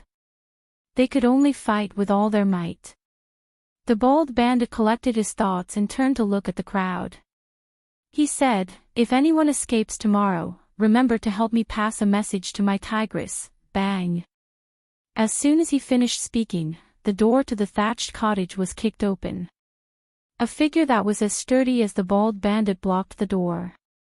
A middle-aged woman dressed in coarse clothes stood there, looking at him and saying coldly, if you have anything to say it to me personally now. The woman's appearance was ordinary, but her figure was extremely sturdy. However, the most eye-catching thing was not her sturdy figure, but the 2 mountain-splitting hammers in her hands, and her head that was also shiny without a single strand of hair. Especially after she walked into the thatched cottage, the entire room seemed to have become much brighter. Why are you here? The bald man was stunned, his face revealing a look of disbelief as he blurted out loudly. After speaking, he seemed to realize something and subconsciously retracted his head. His voice was as soft as a mosquito's. Why are you here? Chapter 725. The so-called mountain bandits were so weak that it was disappointing. Along the way, they had destroyed many of the bandits' nests, but there was not a single casualty. Not to mention death, there was not even a single injury. If it wasn't for the fact that he wanted to go back, he really wanted to stay here for 10 days or half a month and sweep through the surroundings. It was a virtue to pluck feathers when a goose passed. No matter how small a mosquito was, it was still meat. In any case, he had encountered nothing good. He would just treat it as getting rid of evil for the people. Fong revealed a look of anticipation and said, young master, why don't you think about it again? We've already come this far. It would be a pity if we don't do something big. Li looked at him and said, why don't we go back and leave some people here for you? No, of course I want to go back with you. Fong shook his head. It was fine for him to stay here for a few more days, but he couldn't stand to stay here for a long time. I'm going to the front to relieve myself. He turned over and got off the horse. When he walked forward, someone followed him. Brother Fong, I'll go with you. Li Yi turned around and asked Yang Liuqing, how long until we get to Shuzhou? Yang Liuqing replied, 2 more days. Li Yi calculated. From Shuzhou to the capital, if they traveled day and night like before and went by the nearest waterway, it would take about a month. It would be a little slower to go back, but it would take about a month and a half to get there. This time, he didn't leave home for a long time, less than 4 months, but it happened to be at a time when he shouldn't have left. But fortunately, everything was still in time. Not far behind Li Yi, the sloppy old man threw a candy into his mouth, shook the reins, and took 2 steps forward. He looked at Yang Liuqing and asked, "How is that old guy Yang Wanli? He's not dead yet, right?" Yang Liuqing glanced at him and said lightly, "I don't know what you're talking about, and I don't know any Yang Wanli." This old man still recognizes Cloud Piercer. Back then, Yang Wanli used this move to fight me to a draw. But that was a matter of decades ago, you weren't even born yet. The sloppy old man smacked his lips and said, "For the sake of martial arts, that old guy even gave up the throne. He definitely wouldn't teach this move to an outsider. Could it be that you're his daughter?" After saying this, he shook his head and denied, "That's also impossible. That old guy can't find a woman. He only likes swords, and no woman would like him. Could it be that you're his disciple? And I've never heard of him accepting a disciple." Yang Liuqing glanced at him and asked, "Dare I ask if Senior has a family?" The sloppy old man's expression froze. He looked at her and said with dissatisfaction, "Little girl, what do you mean by that? This old man is different from that old guy. This old man didn't have a family because this old man doesn't want to have one. Back then, this old man was also handsome and elegant. If you don't believe me, you can go back and ask that old guy Yang Wanli." Yang Liuqing glanced at him and didn't say anything. The sloppy old man's expression froze again. What kind of attitude is that? "Don't go, stop for this old man, run, I want to see where else you can run to." A man with a black cloth covering his eyes and a scar on his face looked at the people in front of him. He waved his hand and said, "Capture them for me. Capture them alive. I want to properly torture this baldy." Behind the knife-scarred man, dozens of figures slowly approached the front. "Big brother." On the other side, seeing those people approaching, someone said in a low voice. The bald man said in a low voice, "We can only fight. Remember, staying alive is more important. Don't worry about me. If there's a chance, run." With that, he gripped the long sword in his hand tightly and took the lead to charge. The 2 bandits at the very front were first cut down by him. At the same time, 2 sharp lights went straight for his chest. Bang! Bang! After 2 muffled sounds, the 2 bandits were sent flying back. The bald woman held 2 giant hammers in her hands and stood beside the bald man. She said coldly, "If you want to touch my man, you have to ask the hammers in my hands first." The 10 or so bandits who were about to charge forward couldn't help but take 2 steps back. They watched as their 2 companions at their feet held their chests and vomited blood. They were actually frightened by the valiant bald woman. The scarred man rode on his horse and said angrily, "What are you still standing there for? Go! You people are afraid of a woman. All of you, go and capture them alive. We'll hold a banquet to celebrate tonight." The bandits received the order and suppressed the shock in their hearts. They raised the weapons in their hands and charged forward. "Kill! Come on! So what if you have more people? I'm not afraid." Although there were less than 10 people on the bald man's side, their momentum was not inferior in the slightest, and they fearlessly faced the enemy head-on. The bald man obviously had some skills. Ordinary bandits would be cut down by him in a single exchange. The valiant woman was even more powerful. The 2 giant hammers in her hands were extremely agile. If one was hit head-on, he would immediately be unable to get up. Even a graze would be extremely painful. "Surround them. Surround those 2 baldies." The scarred man commanded from his horse. Immediately, 2 groups of about a dozen bandits gathered together and surrounded the 2 of them. The rest of the bandits went to surround the others. 2 fists were no match for 4 hands. Although the bald man and his wife were slightly better, they could only protect themselves when surrounded by enemies several times their strength.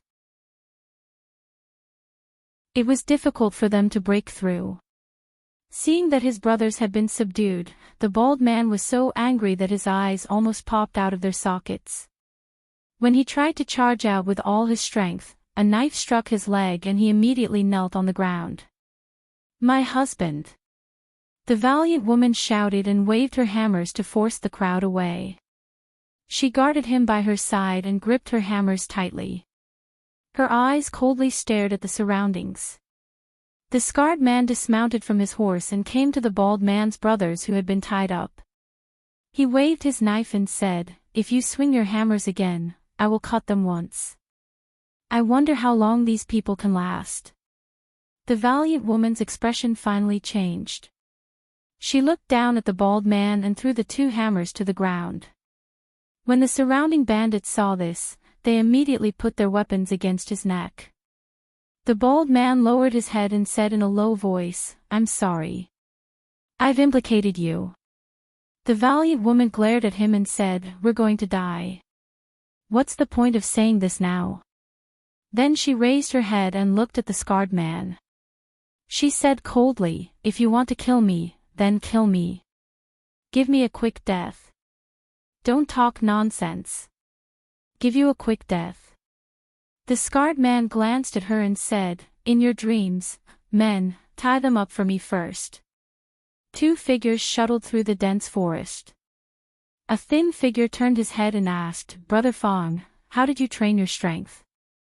"It's so scary." Fong patted him on the shoulder and said, "You'd better not think about it. With your body, you can't take it." Now that he thought of the days when he pushed the merry-go-round, he still felt his legs tremble. The young man looked at him and said with a smile, "Tell me. I was born with it. It's useless for you to train." Fong shook his head and said, "However, if you want to train harder, it's not impossible. When we go back this time, the amusement park and the brothel will be built soon. You can report to me then."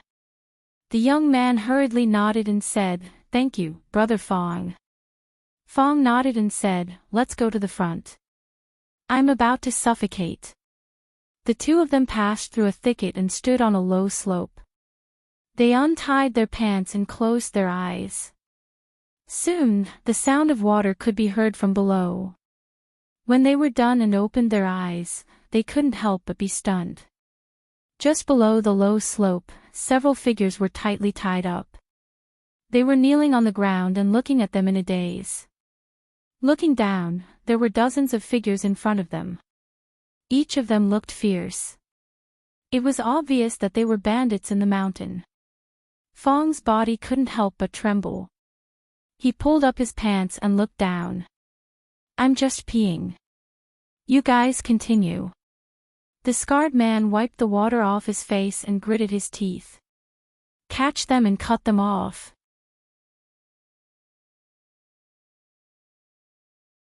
Chapter 726. Cut. Fong looked down, then looked at the scarred man and said, "That's a bit too much."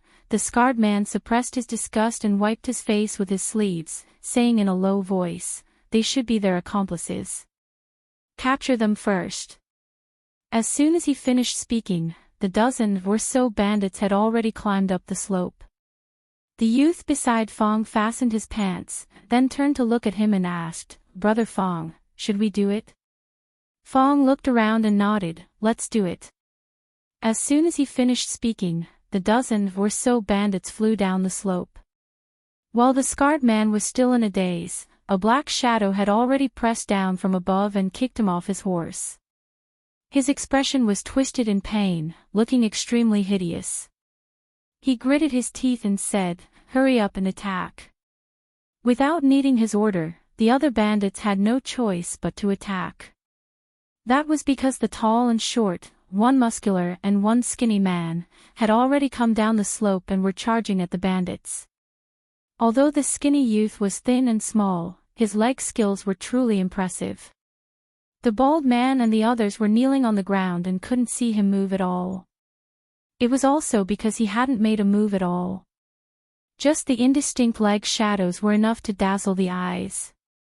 The bandits that approached him all fell to the ground with footprints on their bodies. As for the burly man, he and the others looked in a certain direction. Even in a situation where he was tied up, he still revealed an extremely shocked expression.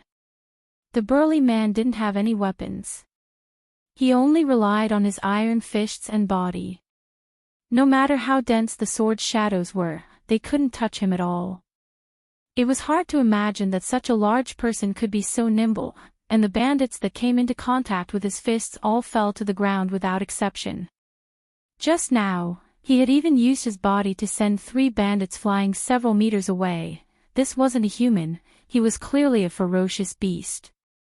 The skinny youth kicked another person and couldn't help but praise, "Brother Fong, you're amazing." Fong looked at him and said casually, "Kid, you're not bad either. You purposely didn't want to be on the heaven roll, right?" The skinny youth smiled and said, "The heaven roll is just a target. Even if I go up, I'll still be behind. It's better to be safe." The bald woman stared blankly at the two who were like tigers in a flock of sheep. She turned her head and asked, "Where did you recruit these people from?" The bald man was stunned and murmured, I don't know." The scarred man sat on the ground, his eyes wide open. In just a short while, only a dozen or so of his subordinates were still standing. From the looks of it, the remaining people wouldn't be able to hold on for much longer. Who the hell were these 2 fellows? His face revealed a look of horror. He looked left and right, and his eyes stopped on the bald man. "Stop!" Old Fong and the skinny young man were fighting with all their might when a voice suddenly rang in their ears. Turning his head, he saw the scar-faced man place his knife on the neck of the bald man kneeling on the ground. He shouted, "You two, stop right now. If you don't stop, I'll..." Fong looked at him and asked, "What will you do?" The scar-faced man said sternly, "I will kill him." "Then go ahead and kill him."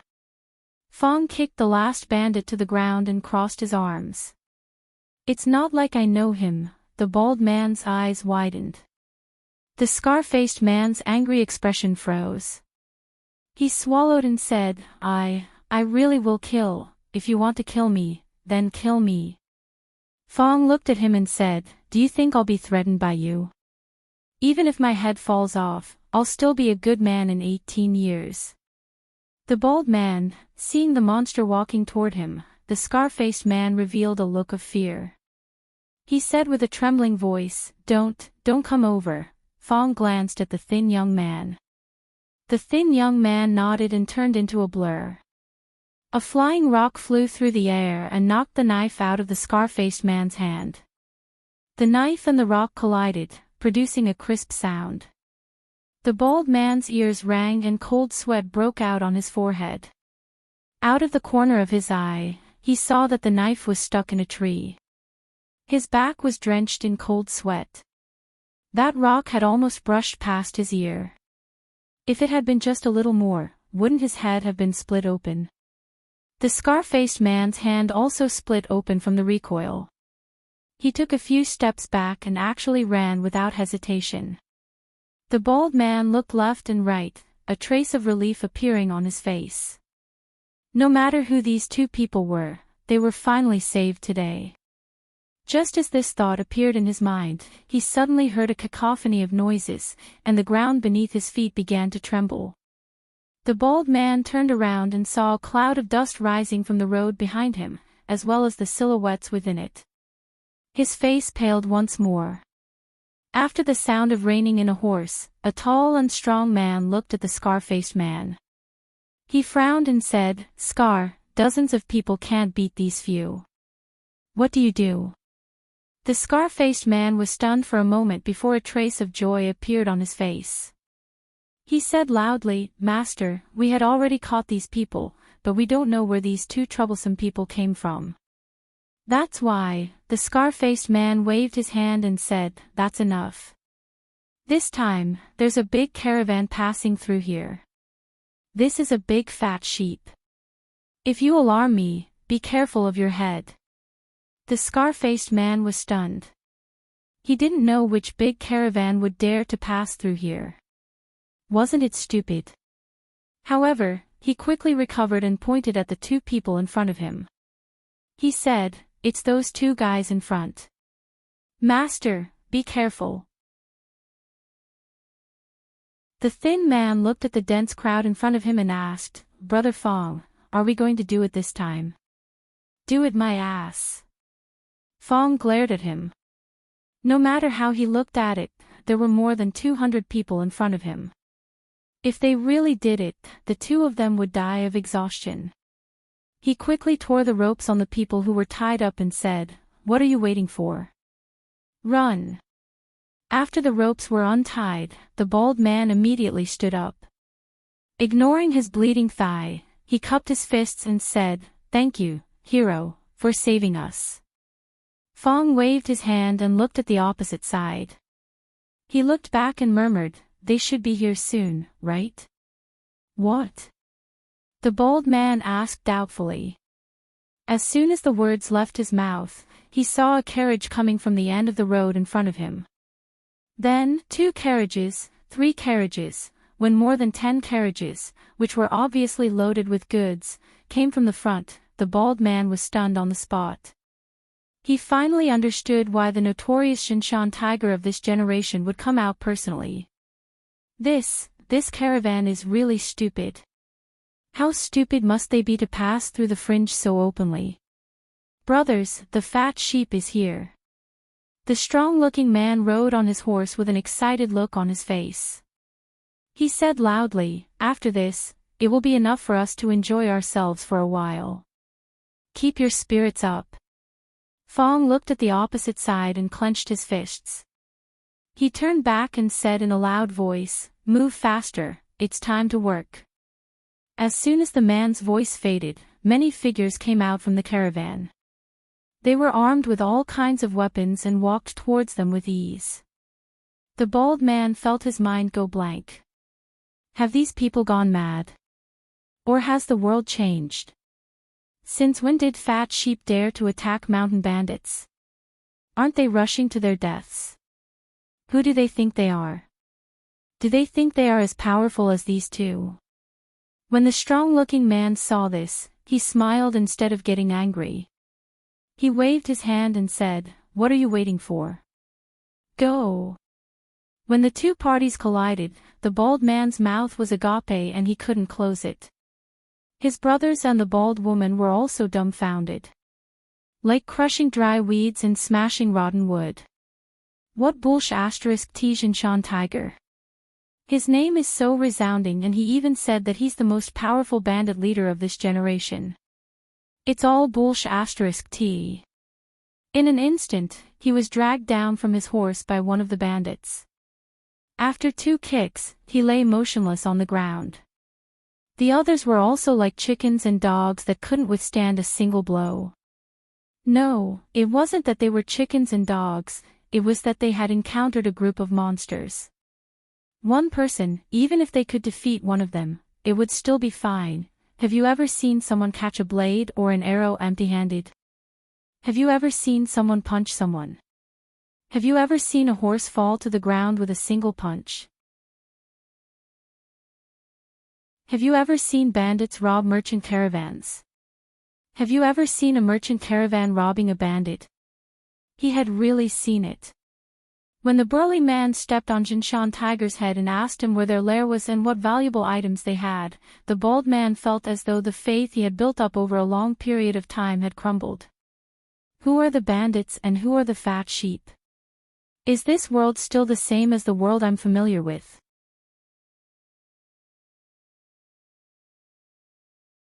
Chapter 727. Robbing was something that could be left to others. If a grandmaster were to do it himself, it would seem rather degrading. The sloppy old man would at most stand at the side and watch from afar when they attacked. However, although these people looked average to him, there was no need to watch from the side when dealing with a few bandits. Therefore, the sloppy old man would always watch from the side.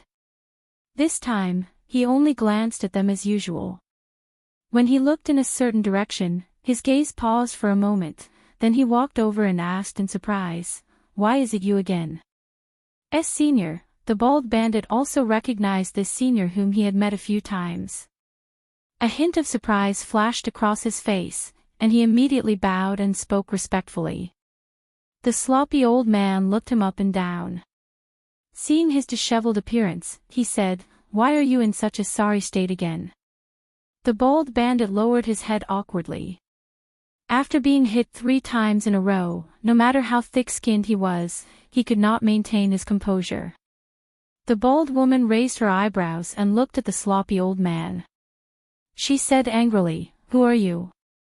"My man, I need you to tell me." "Shut up."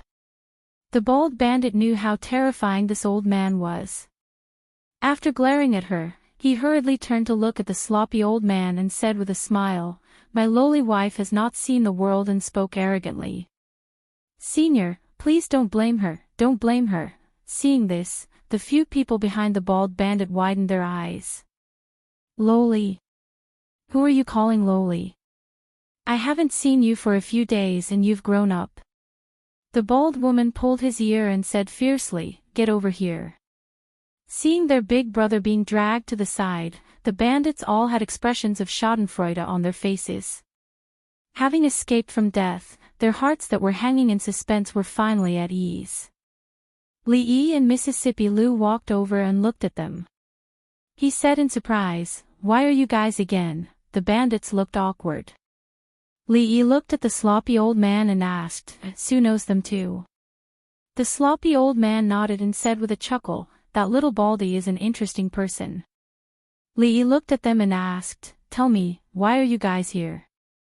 Looking at the 3 people opposite them, the awkwardness on their faces deepened. After being a bandit for so long, he really didn't have the face to say it again. The other side. The bald woman let go of the bald man's ear and asked, "What's going on?" The bald man shook his head and said, "It's nothing. I've only met them twice before." The bald woman nodded and squatted down. She looked at his wound and asked, "Is your injury okay?" "Skin injury."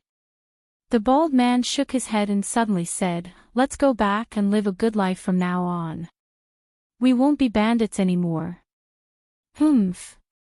The woman coldly snorted and said, "You don't want to inherit your father's dying wish? Are you satisfied if you don't make a name for yourself? Aren't you afraid that I'll continue beating you up when we get back?" The bald bandit rubbed his bald head and smiled awkwardly. "Living a good life is better than hanging my head on a belt. If you want to hit me, then hit me. But, can you bear to hit me? Dead man." The bald woman glared at him and said, "Heal your wounds first.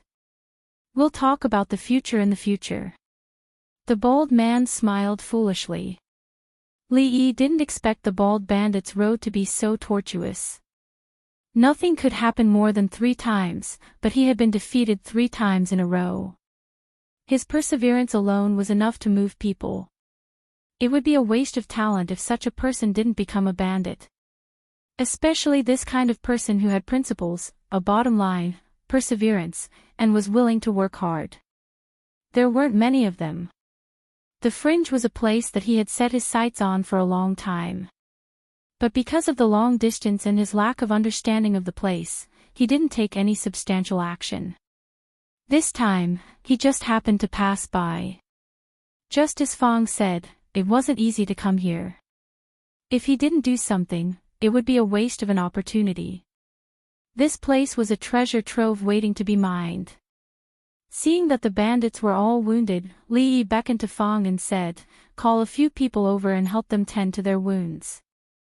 Then, he saw the bald man limping over with a wound on his thigh that was still bleeding. Lee pointed at him and said, "Your wound needs to be tended to too." "No need." The bald man shook his head. Before he could say the word, "No need," the bald woman pinched him hard on his waist. Not long after, the bald man saw that someone was sewing his thigh with a needle and thread. He asked in surprise, "Why does this thing look like it's sewing a pocket? Will it work?" The bald woman behind him smacked his head and said, "Shut up. You talk too much." It'll heal faster if you stitch it up. Li Yi was a little surprised. Although this bald man was unlucky, he was a real man. He didn't make a sound while stitching up his wound and even looked at it curiously. Li Yi didn't know if he was really good at enduring or just stupid. Li Yi looked at him and asked, "You haven't given up after so many times. Do you really like being a bandit?" The bald man raised his head and waved his hand. "I quit. I wanted to be a bandit before, but I didn't know what it was like to be a bandit. Now it seems that I'd rather go back and live my life. It's better than being hacked to death." He really understood now. It wasn't just a caravan. Any random robber on the road could wipe them out. What was the point of being a bandit? His future was bleak. Li Yi was stunned for a moment. He looked at the bald man and said, "Young people should have dreams. Don't give up just because of a little setback. Nothing can be done in one go. Only by enduring hardship can you achieve success." The bald bandit sighed. "Sigh, I'm not young anymore. Middle-aged people should also struggle. As long as life is alive, the battle will not stop. One couldn't only care about oneself. One had to persuade others to do good." Li Yi looked at the bald bandit and asked, "Touch your conscience. Do you really want to give up?" The bald man showed a hint of hesitation. After a moment, he sighed and said, "We've all lived a hard life. I don't want to rob those poor people." As for the caravan, the bald man turned his head to look at the person lying on the ground not far away. He didn't say anything. What he wanted to say was that a caravan with brains wouldn't take this path. They needed to go down the mountain and rob further away. They also needed to steal business from other bandits. Brainless caravans, they couldn't compete with brainless caravans. Robbing the poor and robbing caravans is the lowest level of bandits. Li Yi patted his shoulder and said, "Robbing bandits is the king of bandits." Robbing bandits. The bald man looked at him with a dazed expression. Crash. Fong walked over with large strides and threw a large bag on the ground. He said, "Young master, these were found on the bodies of those bandits. I heard from them that there are even more good things in their stronghold. I've already sent people over." The bald man looked over and saw that the bag was filled with gold and silver. There was quite a lot of them. He was stunned once again. He thought about the scholar's words again. Gradually, a look of understanding appeared on his face. He licked his lips and a strange light shone from his eyes.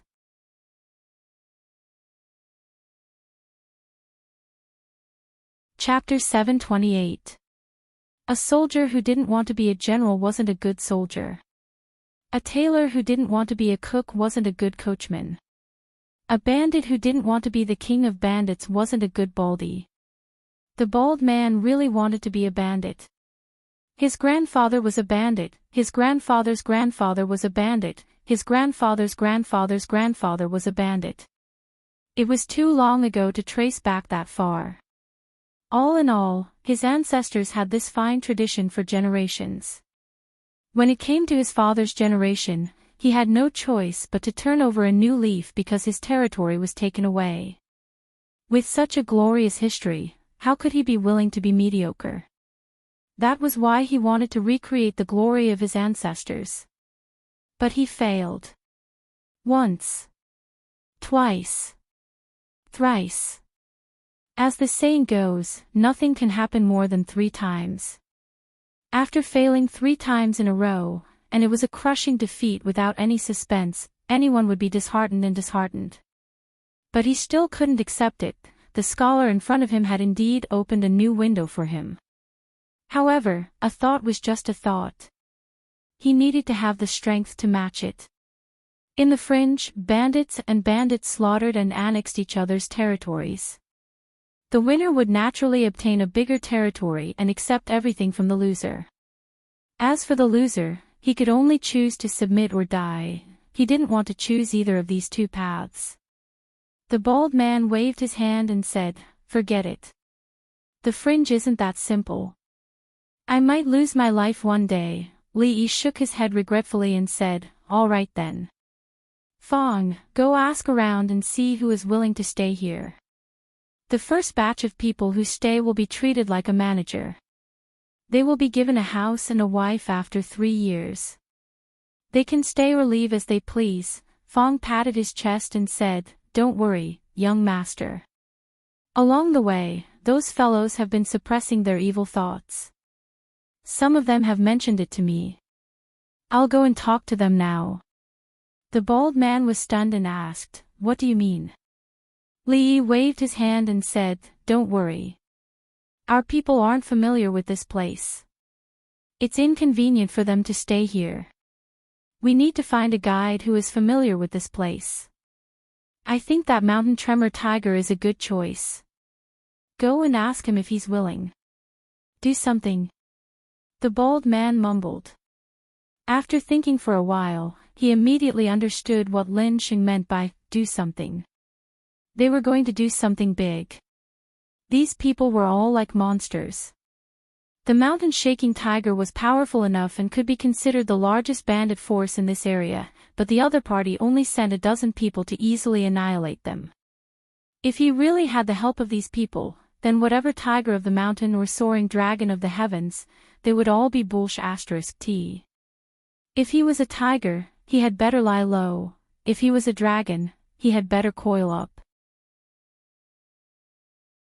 When the time came, he would take over their territory, manpower, and influence.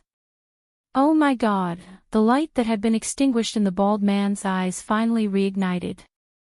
He looked at Li Yi with bright eyes and asked seriously, "Mountain-shaking tiger is a two-faced man. He's not a good guy. I'm also very familiar with this place. What do you think of me? Let me think about it." Li Yi looked at him, thought for a moment, and said, "I don't think mountain-shaking tiger is that kind of person. I have to talk to you about this." The bald man moved a stone and sat opposite him. He shook his head and said, "This mountain-shaking tiger was not a good guy before he became a bandit. He killed someone and was forced by the government, so he escaped here. He first joined a stockade, then poisoned the stockade chief and sat on the throne himself. Then, after a while, Fong came over and said, 'Young master, there are a total of 27 people who are willing to stay.' This number surprised Li Yi quite a bit. The capital was so prosperous and lively, and they had everything they wanted. There was no lack of leisure and entertainment. Yet, there were still so many people willing to stay in such a desolate place. What was wrong with them? What kind of people did Mississippi Liu recruit?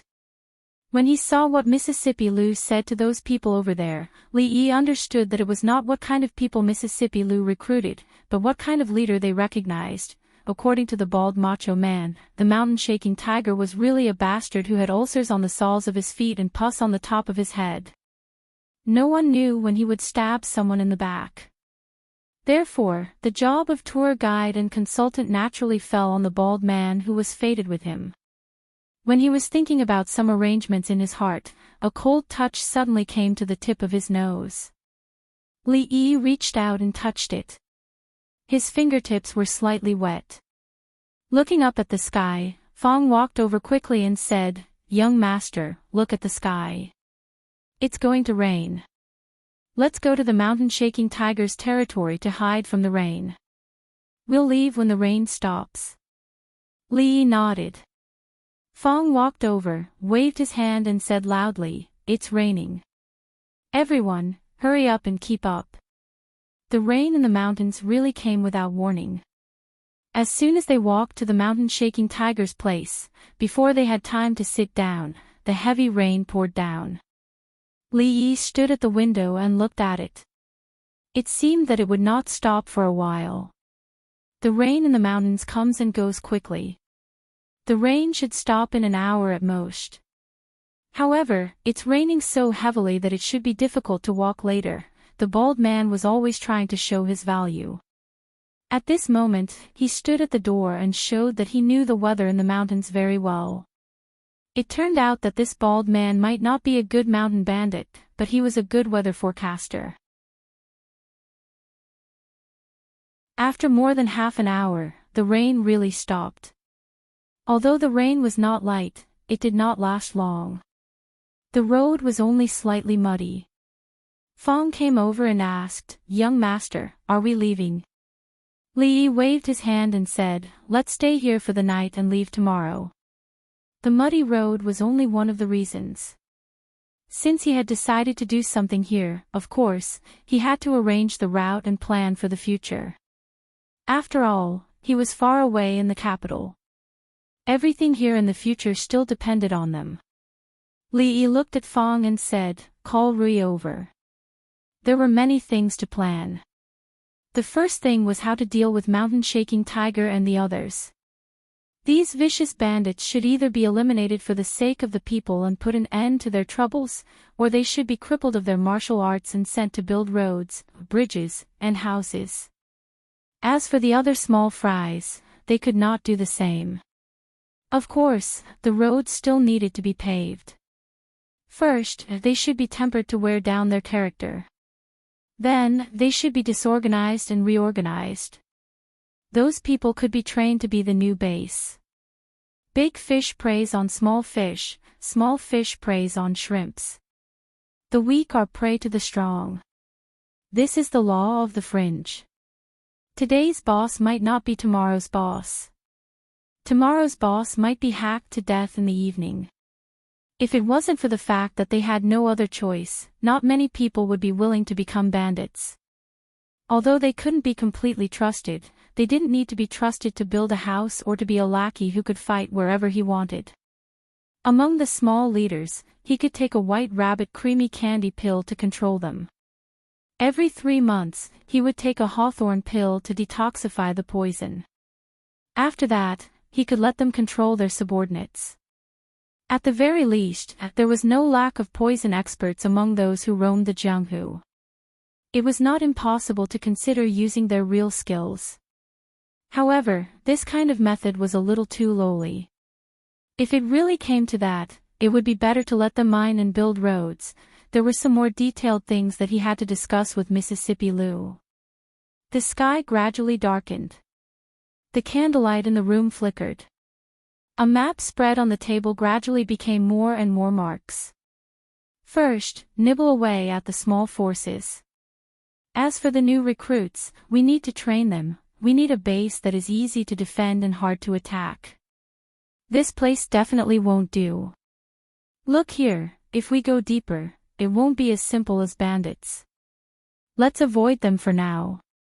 From here, and here, the whispers in the room continued until late at night. Li Yi put down his pen. Mississippi Liu walked to his bed and crawled into his newly made quilt. Sleep early, Li Yi nodded habitually. After a moment of daze, he suddenly realized that he was no longer in Feng province. She was now sleeping on his bedding. Li Yi stood by the table and began to think. Where should he sleep tonight? The map on the table was still spread out. It was filled with marks like O or X. The bulging marks were mountains, the thicker lines were rivers, and the thinner lines were roads. At this time, on a muddy mountain road, a group of more than 100 people was advancing with difficulty. Splash! The young man stepped into the quagmire, and his face darkened once more. He looked down at the raging river below and could not help but curse angrily. Damn rain, damn Li Yi.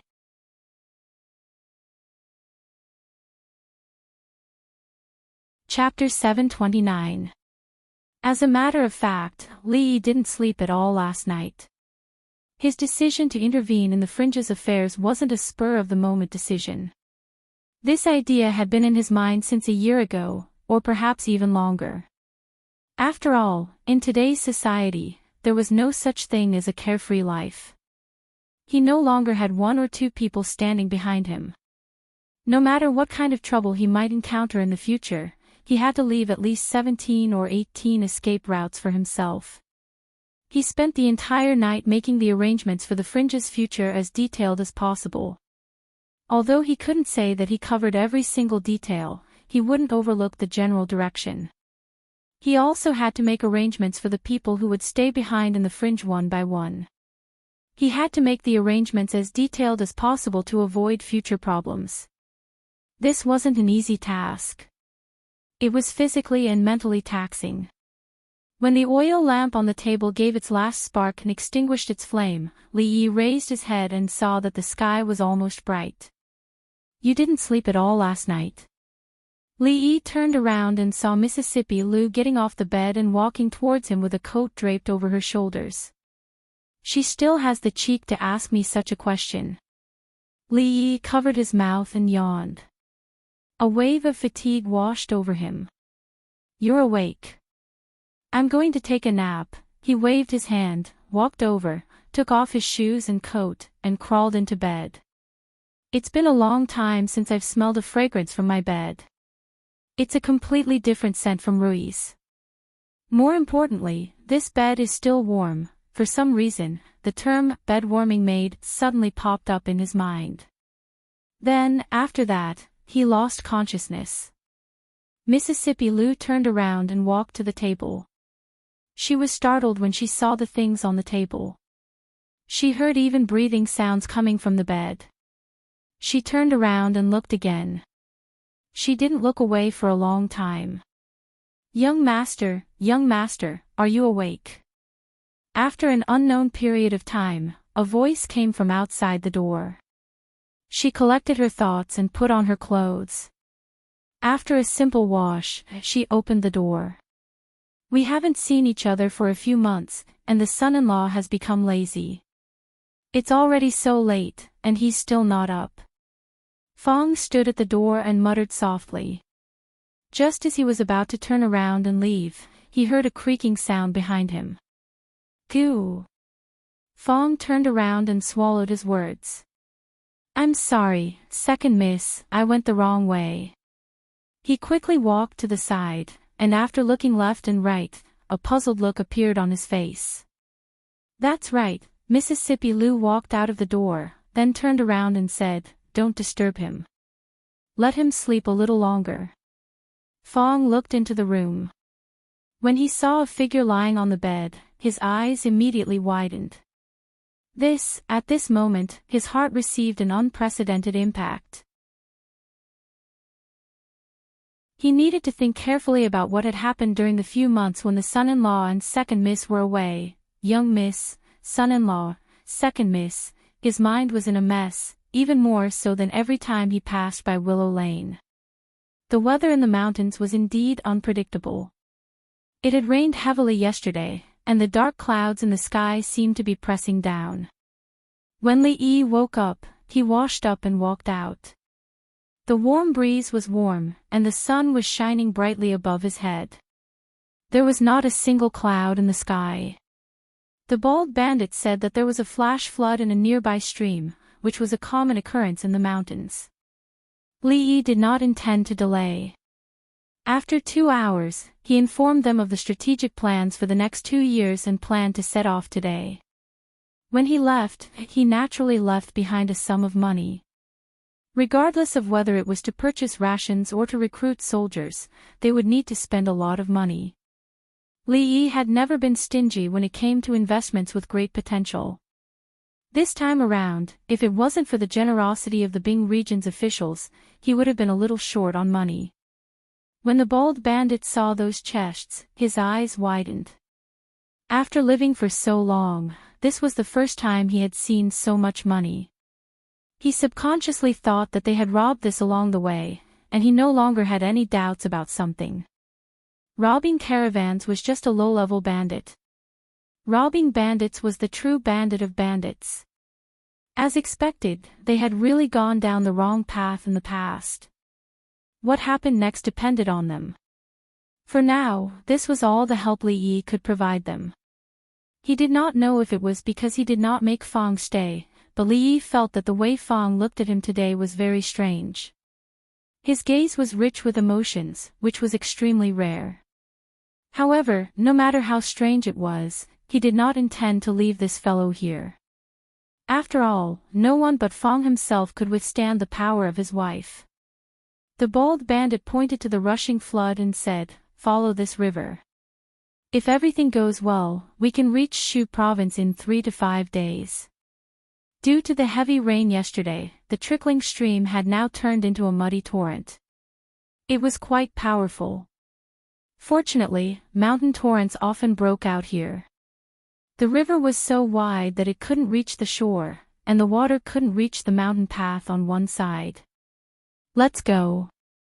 After Li Yi cleared his throat and gave the order to set off, the creaking of the carriage came from behind.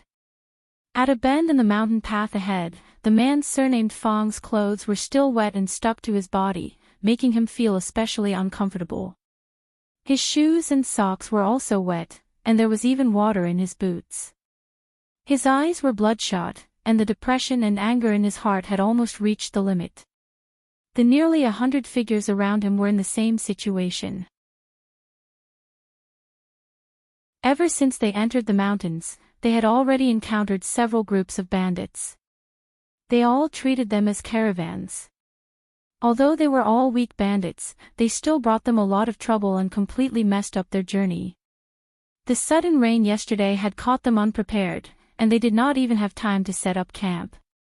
Although they had rested for a night, the mountain was wet and their clothes were still wet. In such a state, the atmosphere was extremely oppressive as they walked on the bumpy mountain path. "Damn it, damn it, damn it, Li Yi, don't let me meet you again."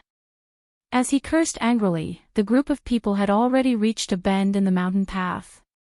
The carriage in front of them suddenly stopped. The youth named Fong looked up and saw that 1,000 feet away, the figure in front of them, as well as the creaking sound of the carriage, was very, very close. "Protector, there seems to be a caravan in front." A hint of impatience appeared on the man surnamed Fong's face. Although he did not know which caravan dared to pass through here, since he had encountered them, there was no reason for him to let them go. He waved his hand and was about to speak when a figure suddenly flew out from the carriage. The middle-aged Taoist nun's face was slightly pale, and her eyes were filled with shock and uncertainty as she looked ahead. There really are caravans passing through this place," Li Yi said in astonishment as he looked at the horse carriage and the silhouette of the people not far away from him. However, the surprise on his face quickly disappeared. Looking at the figures in blue and yellow, he dismounted and muttered, "It can't be." It was unknown when the sloppy old man had appeared beside him. After throwing a piece of candy into his mouth, he fiercely chewed and slowly said, "Yes." Old Taoist Yuan appeared on his other side. Looking at the figure in front, he said, "So it's her."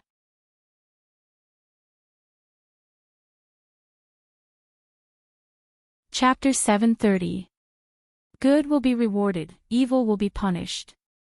It's not that there will be no retribution, it's just that the time has not yet come. Good and evil will always be rewarded, the heavenly Tao reincarnates. If you don't believe it, look up, who will the heavens spare? Li Yi had always believed in these two sentences, and he unswervingly followed them by example. He helped the elderly cross the road, picked up money and handed it to the authorities. Although he had not done any of these things, he had occasionally gone to Willow Lane to help 2 weak women carry water and cook. Therefore, he had always thought that his encounter with Taoist nun was a result of God's glaucoma. Now God's glaucoma had been cured. In any case, he was a transmigrator, and transmigrators were rare. Who knows, he might be used as a model by some discerning author in the future, and become the protagonist of a novel. With the protagonist's halo on his head, he would walk to the peak of his life, and in the end, he would rule the world, embrace beauties, and live a shameless life. As a protagonist, how could he be bullied? Li Yi now knew that the process was full of twists and turns, but the result was already set in stone. All the twists and turns were waiting for him. Li Yi looked left and right and said, "Elder Yuan, Su, this time, I'll leave it to you. Taoist priests and Taoist nuns, none of them are good." Su nodded strangely and said, "Leave that damn Taoist nun to me." The middle-aged Taoist priest glanced at him, but did not say anything. Li Yi turned around, pointed to the front, and said, "Those people are not simple, everyone be careful." Along the way, they were already familiar with this kind of thing, and did not even need to explain or say much. The crowd behind them had already started moving. In front, looking at the crowd pressing toward them, as well as the two extremely dangerous figures in front of them, Taoist Nun's face finally darkened. "Retreat." As soon as her voice fell, she had already disappeared. That thing, the youth surnamed Fong had already realized something, and his expression changed. He looked ahead, then looked at the rushing torrent below, and waved his hand to the back, gritted his teeth, and jumped down. He was already clear about the strength of those people. This time, he had chosen this path to avoid them, but who would have thought? The man with the surname Fong's actions were like throwing a stone into the surging muddy water, instantly disappearing without a trace.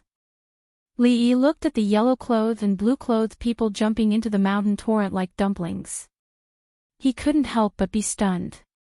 After a long time, he sighed and murmured, "They are really cruel to themselves." Su and Taoist Yuan went after the Taoist nun. As for the rest of the people, seeing that the situation was not good, they all jumped into the water and disappeared in an instant. Seeing that they did not hesitate at all, Li Yi strongly suspected that the followers of the holy religion had really learned some secret techniques like the water escape technique. As the second most important person in the cult, he had never heard of something that even the ordinary members of the cult knew. The Taoist nun was so cunning. She actually hid it from him. In the end, there were still some people who did not react in time.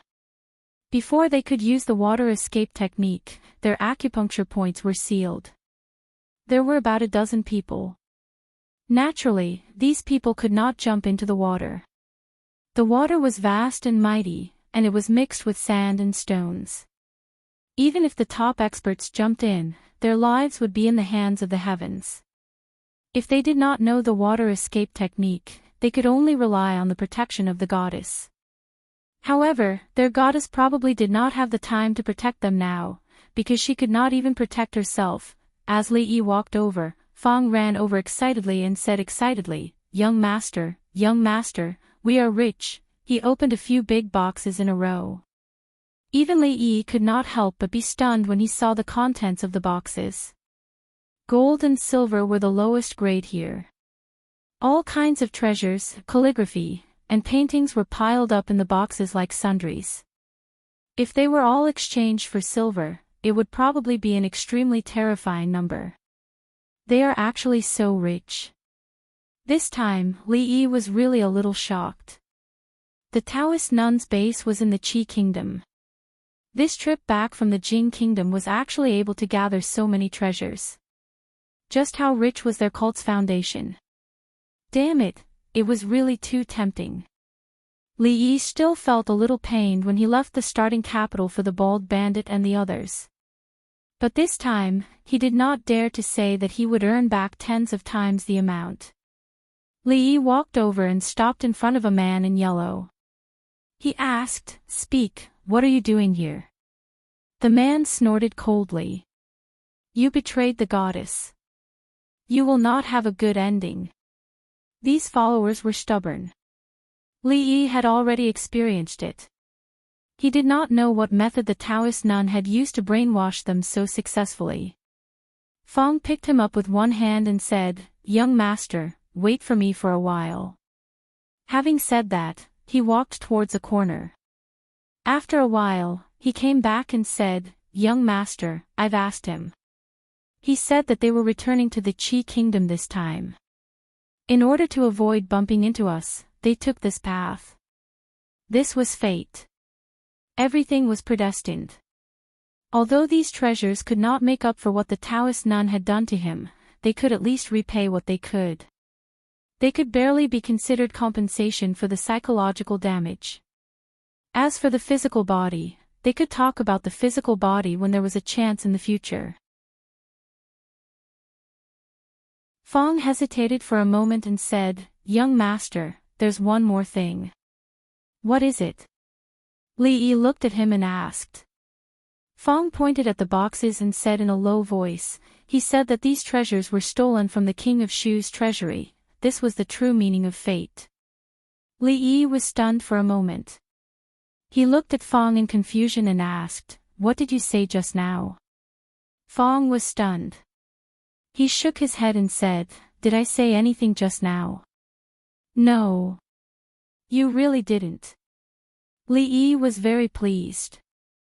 After not seeing each other for a long time, Fong had finally become a little more understanding. Fong pointed at the men in yellow and asked, "Young master, what should we do with these people?"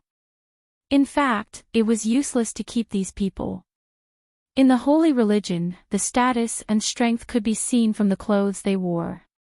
The purple emissaries, blue emissaries, yellow emissaries, and then ordinary believers.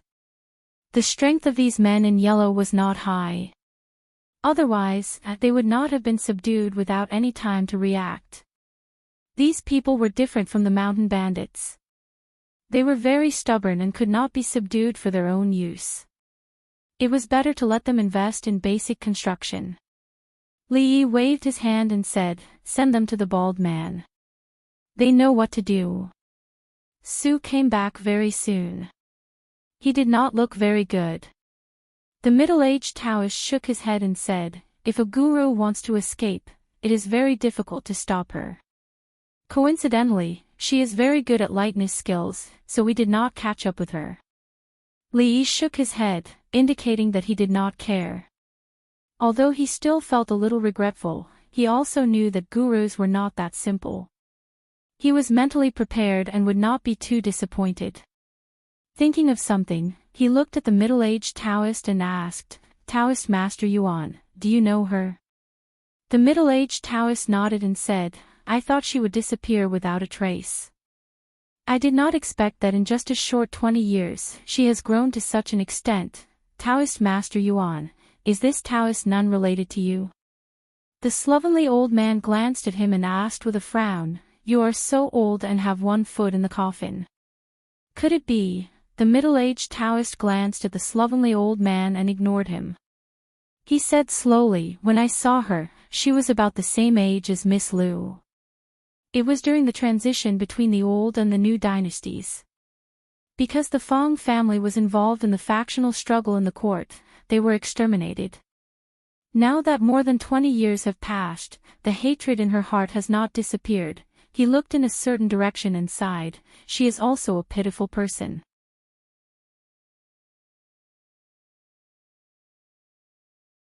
Chapter 731. The grudge between the Taoist nun and the old emperor was deep. Li Yi had met them several times along the way. Although he did not know the ins and outs of the whole matter, he knew a little. Now he understood that there was more than just a grudge between them. The hatred of the extermination of the family was as deep as the sea. Although the old emperor had not ascended to the throne at that time, it was not wrong to put the blame on the old Li family. Killing an entire family, and they were not allowed to rebel. Now that he thought about it, it had not been easy for the Taoist nun.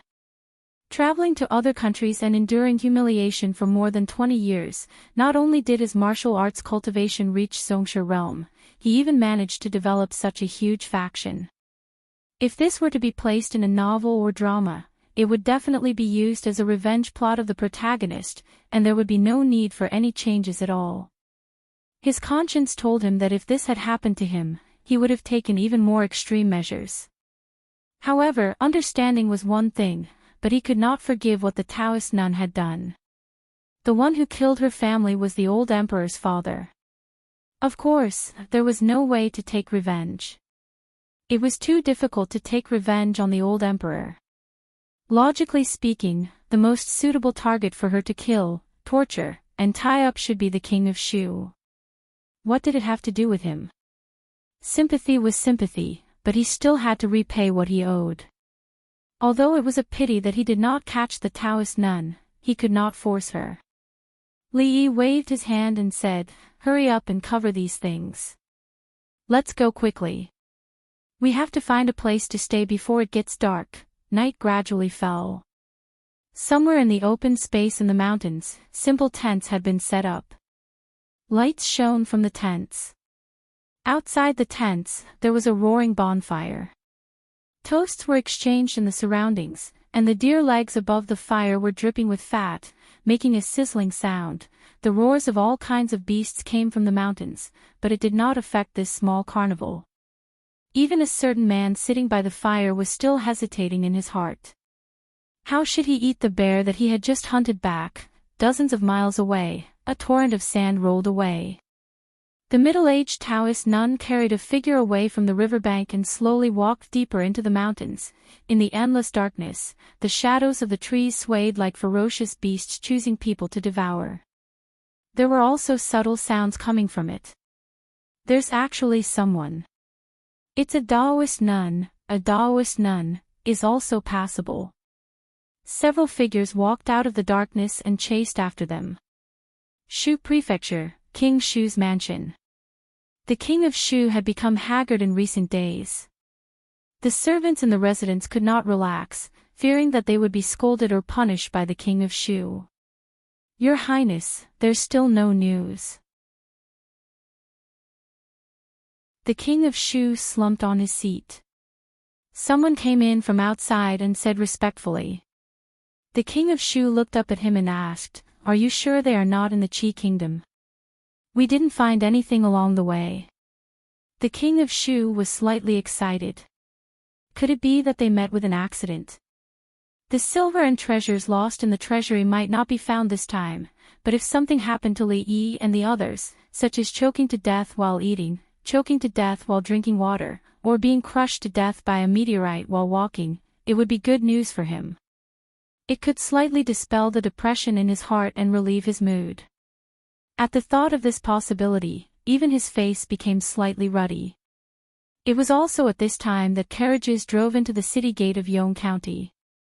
The guards at the city gate were about to go forward to check, but when they caught a glimpse of the sign shown by one of the carriages, their expressions changed and they immediately gave way respectfully.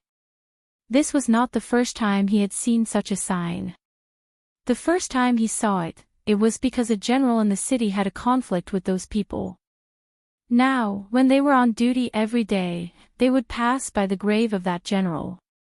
After the carriages entered the city gate, at the gate, there were immediately people running wildly toward the yamen. The streets of Yong County looked a little familiar to Li Yi.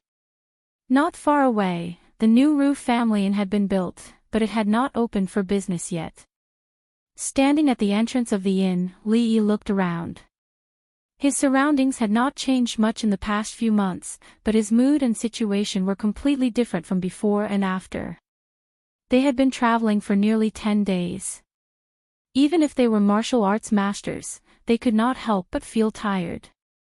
After arriving in Shuzhou, everything was not so urgent. They could have a good sleep and recharge their energy.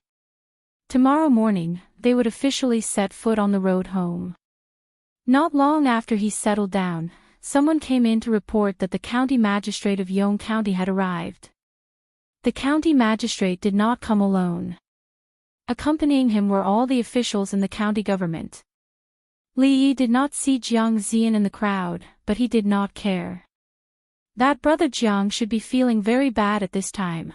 All the officials in Yong County came to express their condolences, but they did not see the king of Shu. He had already arrived in Shuzhou. With the friendship between the two of them, why did the king of Shu not even show his face? Although the king of Shu might not be in a very good mood after his treasury was stolen, there was an old saying that a moment of spring night was worth 1,000 taels of gold. 1,000 taels of gold could be spent, but it would come back. Silver could be earned again if it was gone. Money was just a worldly possession. It was not too much to treat the king of Shu to a meal, was it? A stingy person would naturally not be able to achieve great things. The king of Shu would definitely not be able to achieve great things in the future. When he took a comfortable bath and lay on the bed for the first time in a long time, a satisfied expression appeared on his face. In the king of Shu's mansion, the young king of Shu's face was extremely gloomy. They are back. Your Highness, they have just arrived in Yong County. The king of Shu paced in the hall. After a while, someone came forward to report that the people from the intelligence office wanted to see him. No, no. Just say that I am not feeling well and will not see anyone. The king of Shu waved his hand impatiently and said, You can report to I when they have left. Although he wanted to cut someone into 1,000 pieces, he could not make the decision in Shuzhou at this moment. Even if he really met them, he would feel even more depressed. Out of sight, out of mind. He simply did not even want to see the people from the intelligence office. In the county government of Yong County. The county magistrate of Yong County waved his hand and called a yamen runner over. He asked, Lord Jiang just said that he was not feeling well. Is he feeling better now? The yamen runner shook his head and said, Not yet. Lord Jiang has been resting in his room. The county magistrate knocked on the door and walked into a room. He saw Jiang Zian lying on the bed with a towel over his forehead and his face slightly pale. He asked with concern, Lord Jiang, how are you feeling? Do you need a doctor to come over? Jiang Zian shook his head with difficulty and said in a low voice, I am fine. I just reviewed a few cases last night. Maybe I caught a cold at that time. I will be fine after a few days of rest. The county magistrate sighed and said, Lord Jiang is a conscientious person. He is a role model for us. Jiang Zian said politely, It is my duty. It is what I should do. If it were not for the fact that he was in a hurry to rush back to the capital, Li Yi would definitely stay in Shuzhou for a few more days to catch up with the king of Shu and get to know him better. But other than the necessary rest, he really did not want to waste any time outside. Early the next morning, he and Mississippi Lu packed lightly and left the city on a few fast horses with Fong, the sloppy old man, and Taoist Yuan by their side. As for the people behind them, Yang Liuqing was in charge, so it was fine to go back slowly. When the people of Yong County began their busy day, somewhere far away from Yong County, Li Yi tightened the reins of his horse and whipped it again. Behind him was a trail of smoke and dust.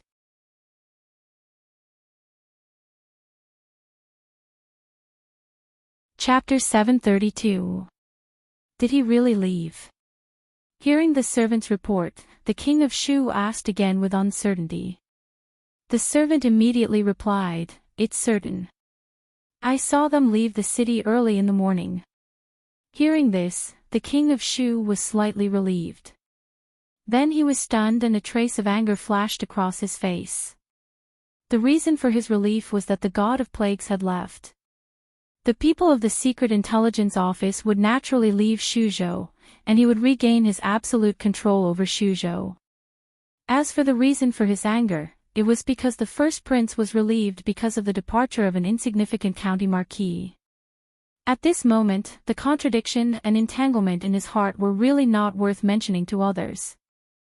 After changing his expression for a while, he waved his hand to summon a trusted subordinate and gave him a letter, saying, Send this letter to the Cui family. The treasury had been robbed clean, and there was no way to make money for the time being. If they did not ask for help, the hundreds of people in the mansion of the king of Shu would have no food to eat.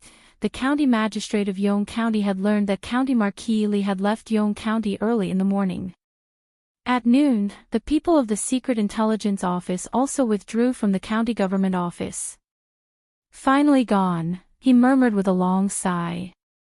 All the officials of the Jing Kingdom were afraid of the Secret Intelligence Office. In particular, he had nightmares for several days after seeing the general's head fall to the ground. During the days when their people stayed in the county government office, he couldn't even sleep well. After sending away the god of plagues, it was time to celebrate today. Looking up, he saw the lieutenant of the river county coming out of the room with a ruddy face. The county magistrate looked at him and said, Lord Jiang, you caught a cold. You'd better rest more. Jiang Zian waved his hand and said, Thank you for your concern. Zian is fine now. Seeing the lieutenant of the river county walking out in high spirits, he didn't look as seriously ill as yesterday. The county magistrate touched his bulging belly and couldn't help sighing. It's good to be young. It was already late June, probably the hottest time of the year. A year ago, because of the unbearable heat in the capital, many people lost their lives. Later on, it became known as the worst summer in decades. This situation, in the summer of this year, had greatly improved. Firstly, it was raining a lot this year, so most of the weather was cool and not too hot.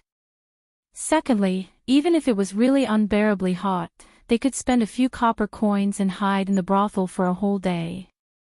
The cool breeze from the ice mirror was so comfortable that it could make people moan. Other than the fact that the weather was cooler than usual, for the commoners of the capital, this was a normal summer. The current situation was generally stable. Although there were disagreements with Qi and Zhao, it was limited to some minor skirmishes. Under the deterrence of Tianfa, a larger-scale war had not broken out yet. As for the affairs of the imperial court, it was not something that ordinary people could worry about. They only heard that the current emperor was ill and the imperial court had not been convened for 2 months. Fortunately, there were 2 prime ministers who were conscientious and conscientious. Everything in the country was running in an orderly manner as usual. Of course, there were also some things that were different from the past. From time to time, there would be new plays in the brothel, which were talked about enthusiastically by the common people. Nowadays, the brothel had become a place for ordinary people to spend their leisure time. More and more people had developed the habit of going there to listen to plays and music after a hard day's work to relax. Moreover, there was the policy that was closely related to them. Women were only allowed to marry after the age of 16. This rule had been written into the law. Not only in the capital, but also in the neighboring counties, it had begun to be implemented. No one would worry about the waste of food if their daughters were raised at home for 3 years. They were eager to have more daughters, because as long as they reached the age of 13, they could be sent to the eldest princess's workshop. A month's salary would be more than enough to feed the whole family. The commoners remembered the princess's kindness, and the officials and nobles did not dare to look down on her. The women's college had been open for more than a few months. Many of the girls and their families who were of the right age were studying there. On the opening day of the women's college, His Majesty and Her Majesty the Empress personally showed up and said some encouraging words, which directly expressed the royal family's attitude. The officials and nobles in the capital also understood that from now on, the girls who graduated from the women's college would be different from those ordinary girls. Compared with the women's college, the Academy of Sciences was a little less famous, because it did not recruit students from the public. Everyone in the Academy of Sciences was personally selected by the dean, Li Xian. This was also the most mysterious place in the 3 academies, which could be seen from the imperial guards who patrolled the area. Of course, the one that shone the brightest was the Mathematics College, which was in the same place as the other 2 colleges. A few months ago, the account investigation made them shine in the capital. For the first time, the officials of the court saw the horror of mathematics. In the following months, they solved countless problems for the court. The ministers of the Ministry of Works, the Ministry of Revenue, and the Ministry of War almost fought over some top students in the Mathematics College. His Royal Highness Prince Jean, who had always been regarded as a naughty child by the officials, was like a dazzling star. In a very short period of time, he rose rapidly. When the dean was not around, he temporarily took over the position of dean and managed the academy in good order. Many times, people would selectively ignore that he was just a child who had just turned 11. The capital seemed to be the capital of the past, and there was no earth-shaking change because of the absence of someone. The playboys were still playboys, but they would no longer be escorted to the palace gate and beaten with a wooden plank. The young princes lived safely in the palace and would not be beaten in front of the civil and military officials. The rumor that the king of Shu was the reincarnation of a real dragon and could lead the Jing kingdom to prosperity and power had long disappeared, and was not as rampant as before. However, no matter whether it was the common people or the nobles, at some point in time, some strange thoughts would arise in the heart. The capital seemed to be too peaceful. Compared to a few months ago, it was so peaceful that people were not used to it. When he stood at the city gate again and saw the two words, capital, Li Yi felt an unprecedented sense of familiarity in his heart. County Marquis Li, follow me back to the palace to report. The old Taoist looked at him and said softly, don't let His Majesty wait too long. Report what? We'll talk about it when we have time. Li Yi waved his hand and shook the reins. He turned around and ran along the familiar path. The sloppy old man glanced at the middle-aged Taoist and quickly followed. Taoist priest Yuan, this. A general of the intelligence division looked at the middle-aged Taoist with a troubled expression. I've already sent someone to the palace to report to His Majesty. If this, the middle-aged Taoist waved his hand and said, report as it is. In a small courtyard, a thin figure sat by a stone table. She held her chin with both hands and murmured, it's been 4 months and 9 days. Son-in-law and second miss had been gone for 4 months and 9 days. To her, this was a very, very long time, so long that she could not imagine it in the past. Fortunately, she received news some time ago that they would be back soon. However, they did not say when they would be back, so she could not even count. She maintained this posture, her head swaying left and right. At a certain moment, her eyes were suddenly covered by someone from behind. A familiar voice came from behind. Guess who I am? The little servant girl seemed to be thinner than before. Her face was not as round as before. He still liked Xiao Huan, who had an oval face and some baby fat. In the following days, he must feed her back. Then he felt a warm feeling on his palm. It was also a little wet. Then he heard the little servant girl's choked voice. Son-in-law. She suddenly turned around and hugged Li Yi tightly. She used all her strength and Li Yi's chest was soon wet. The little servant girl was indeed made of water. Li Yi gently patted her head. When he turned around, a figure walked out of the room. The moment their eyes met, time seemed to freeze for a moment. Li Yi looked at the beautiful woman who was smiling at him and said softly, I'm back.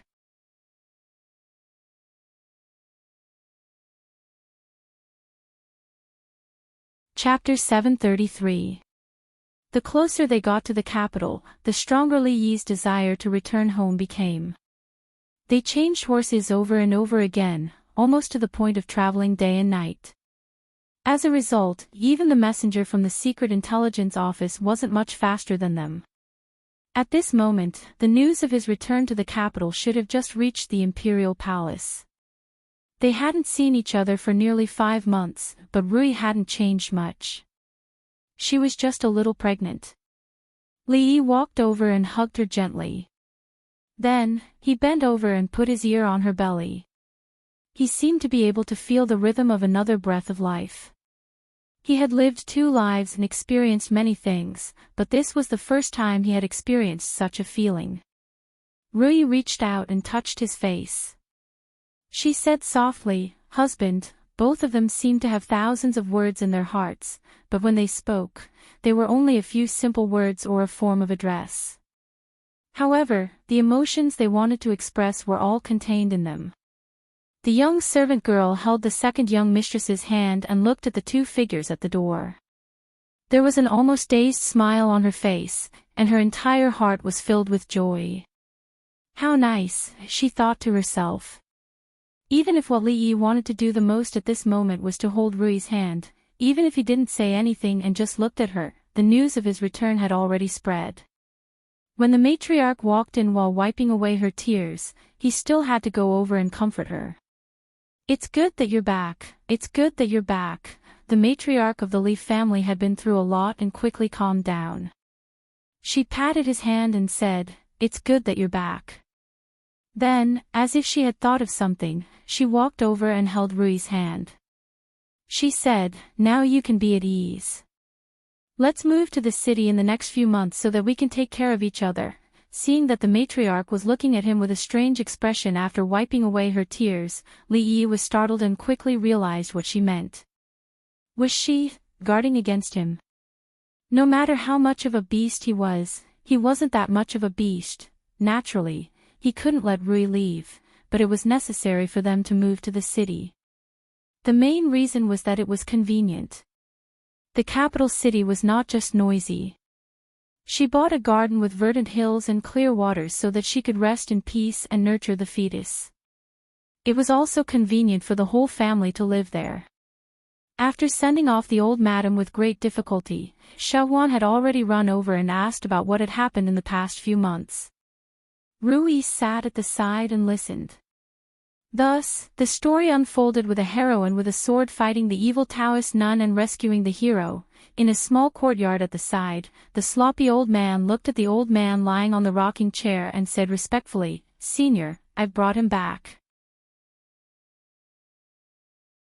The antidote. The old man casually tossed a porcelain bottle over, and the sloppy old man revealed an excited expression.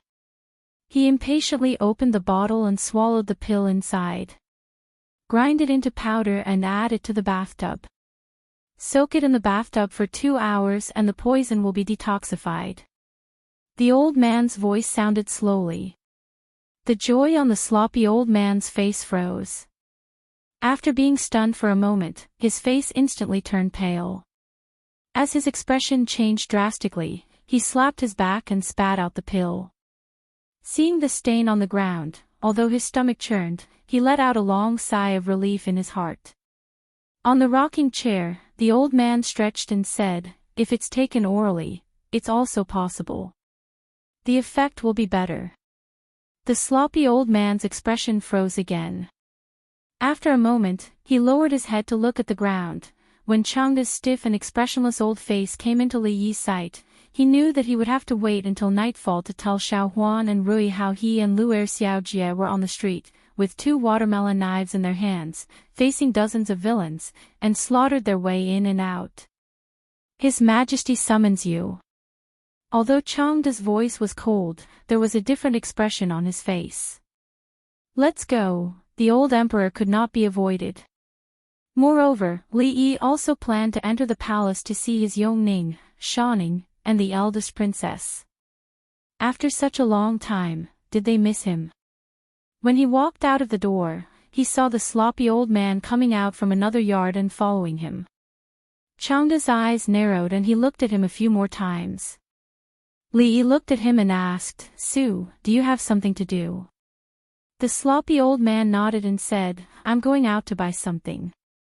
"Let's go together." Li Yi looked at him and said, "What do you want to buy?" "I'll bring it for you when I come back." The sloppy old man looked back and said, "No need.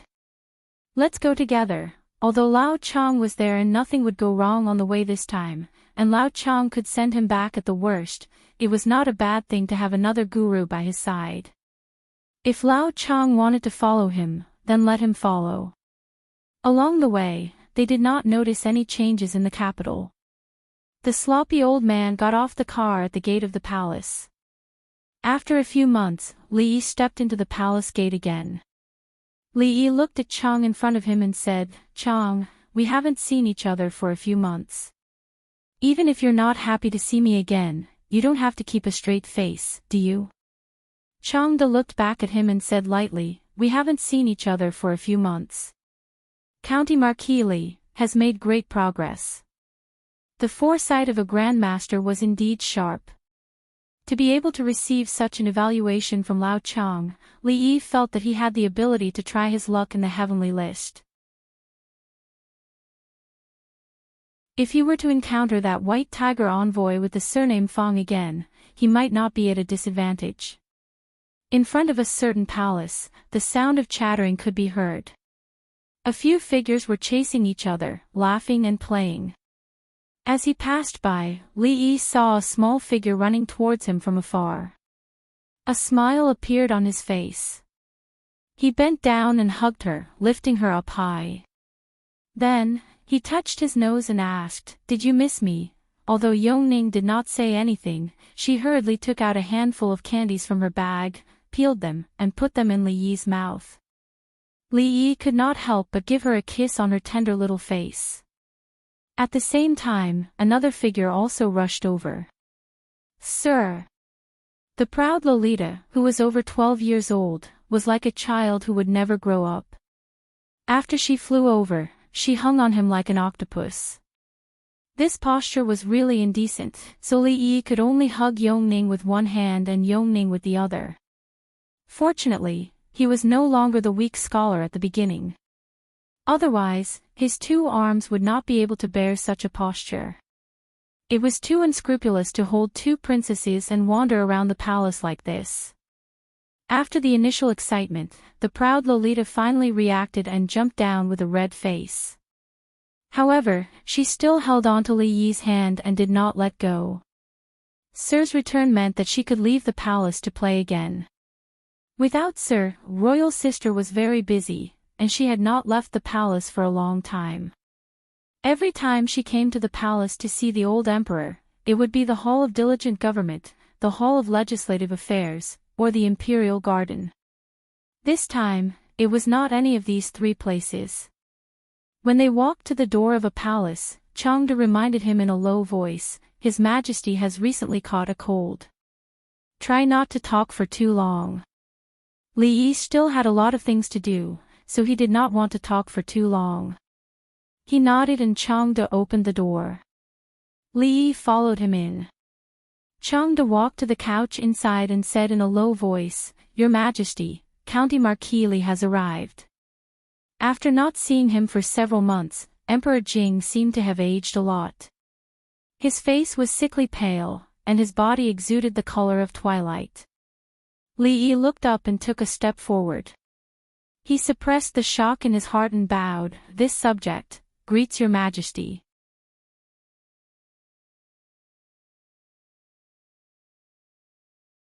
Chapter 734. When he saw Emperor Jing lying on the bed, Li Yi once again realized that this wise monarch seemed to be reaching the end of his life. The morning court session had stopped for almost 2 months. For Emperor Jing, who had never stopped this rule for more than 10 years, he would not do this unless he was at the end of his life. "You're back." Emperor Jing leaned on the bed and looked at something in his hand. When he looked at Li Yi, a smile appeared on his face. Li Yi nodded and said, "You're back." Emperor Jing got off the bed and looked up at him.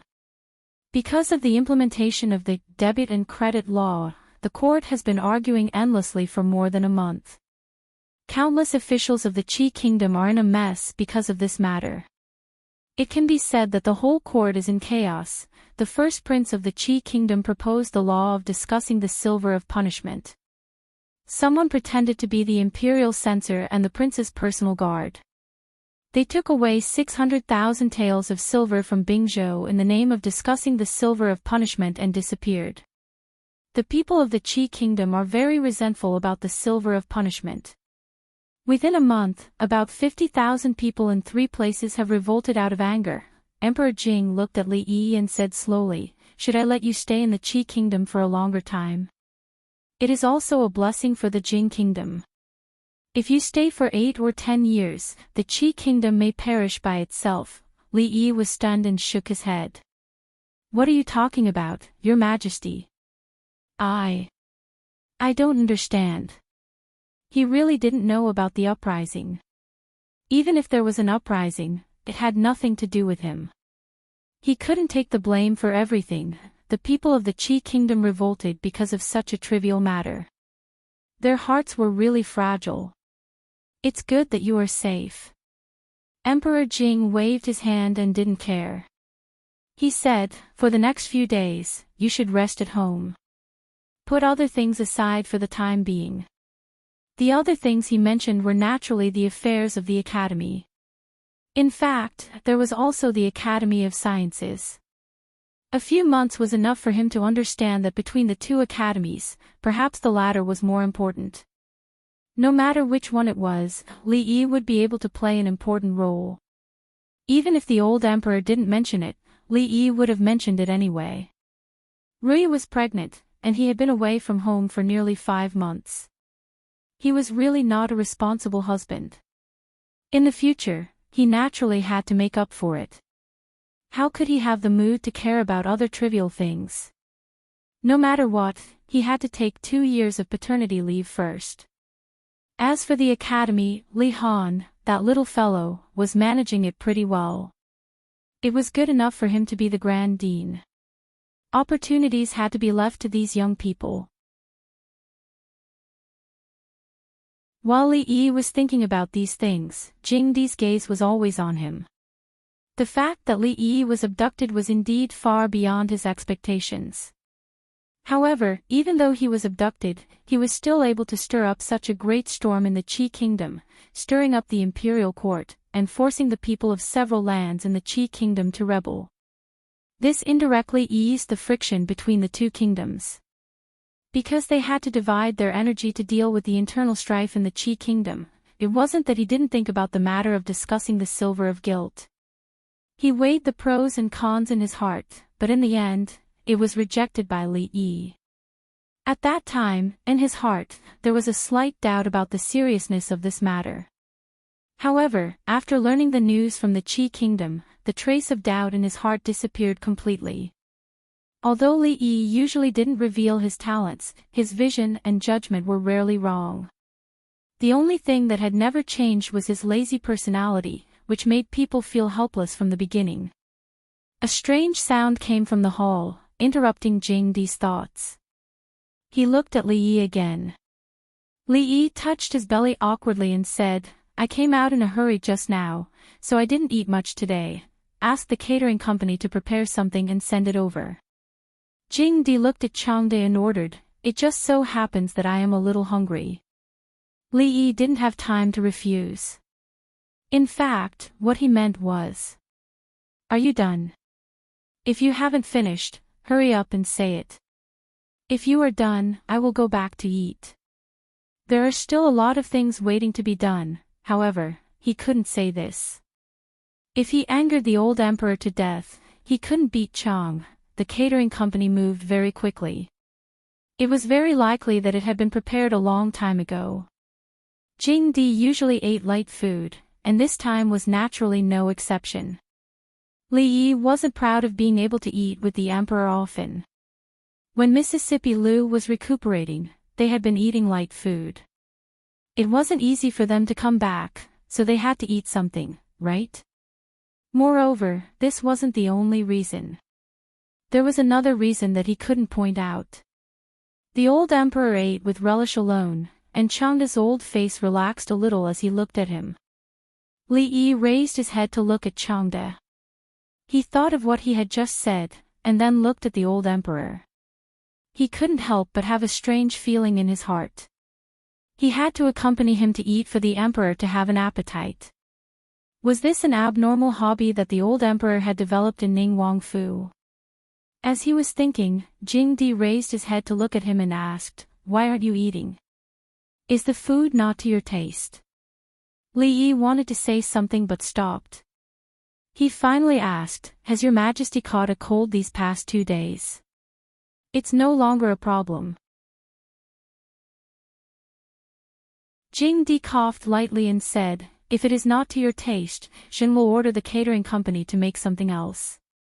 Li Yi had a difficult expression on his face. "Your Majesty knows that this official's wife is pregnant and her body is weak. If this official also catches a cold," Jing Di was very smart. Before Li Yi finished speaking, he understood what he meant. Then the expression on his face became a little dazed. Was he disdaining him? Disdaining the monarch of a country? Disdaining this matter that was regarded as a special honor by countless people? Even the 2 prime ministers in the court did not have the special honor of eating with him. Even if the ministers of the 6 departments received such an honor, they would most likely bathe and fast for 3 days, be deeply grateful, and kneel down to thank the emperor for his grace. But now, he was actually disdained by someone. Jing Di raised his head and saw his innocent face. His face darkened, and he waved his hand and said, "Get out of here immediately." "Get out of here," yes. This official takes his leave. Seeing Li Yi slip out like a rabbit, Changde looked at Jing Di and immediately said, Your Majesty, please calm down. This old servant will catch the boy and bring him back. Jing Di waved his hand, and a smile appeared on his face again. He said, Changde, what do you think this boy will be like when he becomes a father? Changde was stunned, and the scene of him holding the two princesses appeared in his mind. He shook his head and did not answer, but he still felt that the child of County Marquis Li should be very happy. After walking out of a certain palace, Li Yi's face showed a relaxed expression again. His worry was not unreasonable. If he was really infected by the old emperor, where could he go to cry? The world was big, and Rui was the most important. Everything else had to stand aside. But not long after, his relaxed expression gradually disappeared, and a trace of worry appeared between his eyebrows. He did not know how long the old emperor's body could last. According to the current situation, it was really not optimistic. He had no energy to manage too many state affairs. After completely delegating power, what would the situation in the court be like? I'm afraid I have to make plans early. When passing by a certain place in the palace, Li Yi habitually stopped. You should be faster. Can you afford to make a mistake? And you, what are you looking at? You have nothing to do, right? If you have nothing to do, go and wash the dishes over there. Hurry up, do you not have ears? The manager of the catering hall was giving a lecture, and a group of people stood in a row in front of him. He enjoyed this feeling very much. In this small place, he was the absolute master. Since a certain day a few months ago, this feeling had become more and more intense. Every time he saw these people standing in front of him with their heads bowed and trembling, he would have an inexplicable sense of satisfaction in his heart. This sense of satisfaction was destroyed when several people in front of him raised their heads and looked behind him. What are you looking at? His face darkened. When he was about to give a lecture, he heard footsteps behind him. The manager looked back and saw a familiar figure coming in from outside. His whole body trembled, and something that he had built up with great difficulty in his heart was shattered. Use the kitchen. After several months, the demonic voice once again rang in his ears. In the morning dew hall. The woman turned and moved, and the sword chi whistled. With the eyesight of ordinary people, they could not even follow her movements. The white-haired old woman stood in the corridor, looked at the figure in front of her, and sighed slowly. A maid came over with a food box in her hand and said, Nanny Rome, the catering hall sent food here. Got it. You can leave now. The old woman took the food box, put it on the stone table beside her, and took out the food inside. She raised her head and said, Princess, eat something first. Emingsu put away her sword, walked over, and said, Leave it first. I don't have much appetite now. When she walked into the hall, a breeze blew, bringing some of the fragrance of the food. Emingsu stopped, turned her head, and walked straight to the stone table. Nanny Rome watched her pick up the golden fried rice with eggs, which was the princess's favorite food. However, in the past few months, she had never eaten the fried rice with eggs sent by the catering hall. Emingsu picked up the spoon and tasted a little bit. Suddenly, there was a glimmer of light in her beautiful eyes. Then she put down the spoon, raised one hand, and grabbed the arm that attacked her from behind. At the same time, she put down the plate of fried rice with eggs and leaned forward. Bang! Li Yi was pressed against the pillar outside the hall by her. The face that he had not seen for a long time but was familiar to him was so close that he could even see the slight tremble of her eyelashes. The Princess Royal Highness was still as domineering as before. She put one arm on his chest, and the two of them could even feel each other's breath. In this situation, Li Yi did not know if he should close his eyes to cooperate. Perhaps his first kiss today would be taken away by her just like that.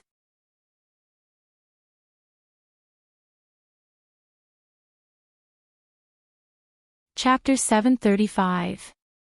Li Yi's confidence suffered a severe blow when his sneak attack failed and he was knocked out instead. In these 5 months, in terms of training, he did not slack off at all. He slept very well every day.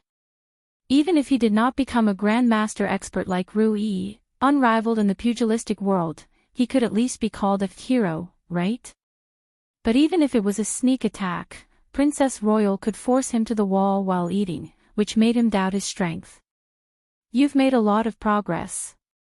Mingsu said this while eating egg fried rice, which was a blatant irony. Thinking that she was on par with second Miss Lu, she felt a little better in her heart. Mingsu threw a jar of wine over. Li Yi caught it and threw it back. "You're pregnant, so you can't drink." Mingsu nodded, patted the lid, and drank by herself. When the wine from the palace was sent here, it was served in exquisite utensils. Such a bold and unrestrained scene could only be seen in the morning dew hall. Mingsu asked him about what had happened in the past few months while eating. Li Yi briefly mentioned it and learned something about the women's college and the workshop. He looked at the sky and said, "It's getting late. I'll go back first. See you in a few days." It was a spur-of-the-moment idea just now. He felt that since he had come to the palace, it would be unreasonable if he didn't come to see her. He spent some time at the dining party, so he had to hurry back, or he would miss the meal. Mingsu continued to eat egg-fried rice, waved her hand casually, and didn't look up. Her actions seemed to be careless, but half an hour later, when there was a sword whistling in the back hall, Nanny Rong still found that the sword in her hand was no longer as heavy as before, and it was a little more flexible and light. After having a clear understanding of his own strength, Li Yi planned to let Chang send him back. Not to mention Taoist Nun, even if there was a master as powerful as Princess Royal, the guards on the surface and in the dark, and himself, he was afraid that he would not be able to defeat her. However, when he walked out of the palace gate, Li Yi couldn't help but be startled. The sloppy old man squatted under a big tree not far away, directly facing the palace gate. There were already a lot of candy wrappers on the ground. Li Yi walked over, looked at him and asked in surprise, "Didn't Sue have something to buy? Why are you still here?" The sloppy old man straightened up and said, "I've already bought it.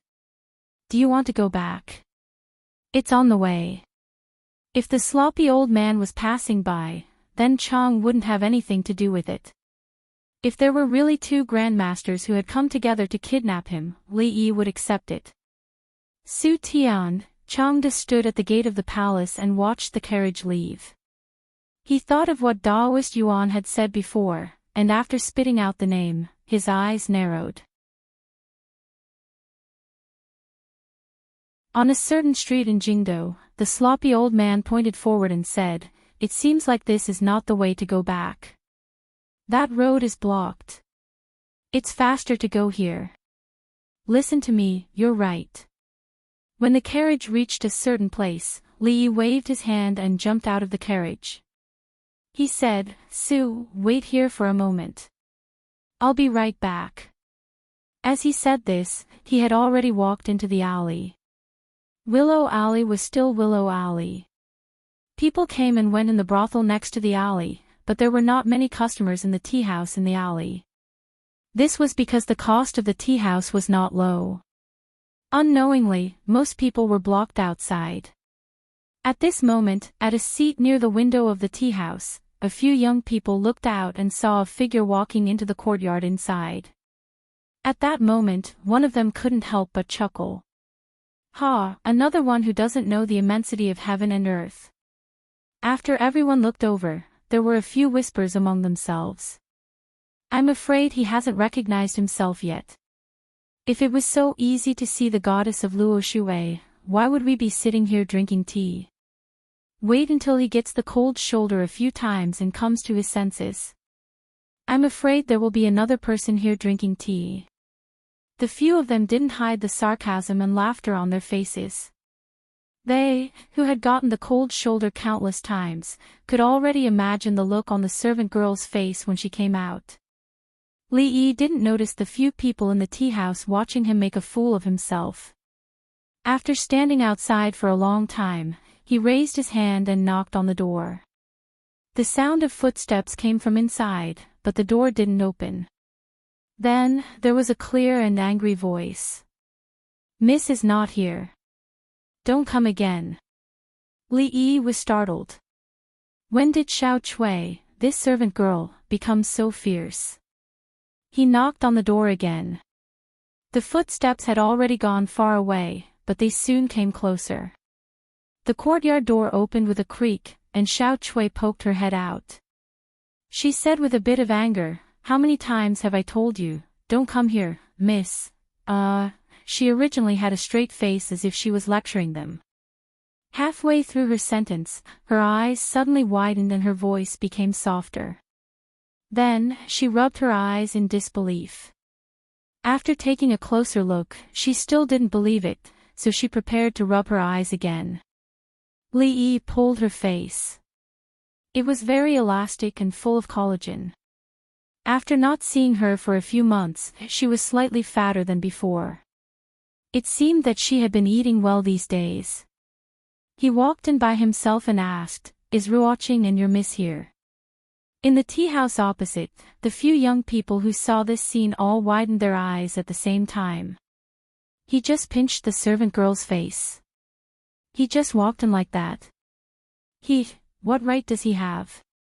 Voices of surprise and disbelief rang out. The sarcasm in the few people's hearts immediately turned into jealousy and anger. They had also visited countless times. Not only did they not see the Luo Shui goddess, they didn't even step into the courtyard. What right did this newcomer have to go in and pinch the servant girl's face? Immediately, one of them stood up and angrily asked the few people outside the tea house, "Why didn't you stop him?" Although he was still a little afraid of those people, the anger in his heart took the upper hand at this moment. At the entrance of the tea house, a man who sat there every day drinking tea asked in surprise, "Did I see wrongly?" One of his companions said, "I saw it too. It should be right." As the two of them suppressed the shock in their hearts, they saw the young man walking over and questioning them loudly. He raised his head and glanced at him. "Scram! If you don't scram, I'll break your legs." It was obvious that he had suffered a lot from these people. The young man retracted his head and left dejectedly. Xiao Chui came back to her senses. After closing the door, she immediately ran over and exclaimed in surprise, "Li, you're back."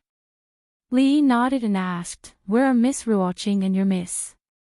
"Sister Ruoqing and miss left early in the morning. I don't know when they will be back." Xiao Chui looked at him and added, "They really aren't here this time. Li, sit here for a while. I'll go pour you some tea." Seeing Xiao Chui run off quickly, Li Yi did not sit down at the stone table. Instead, he walked towards the back. The door to the art room was unlatched. He pushed the door open and walked in.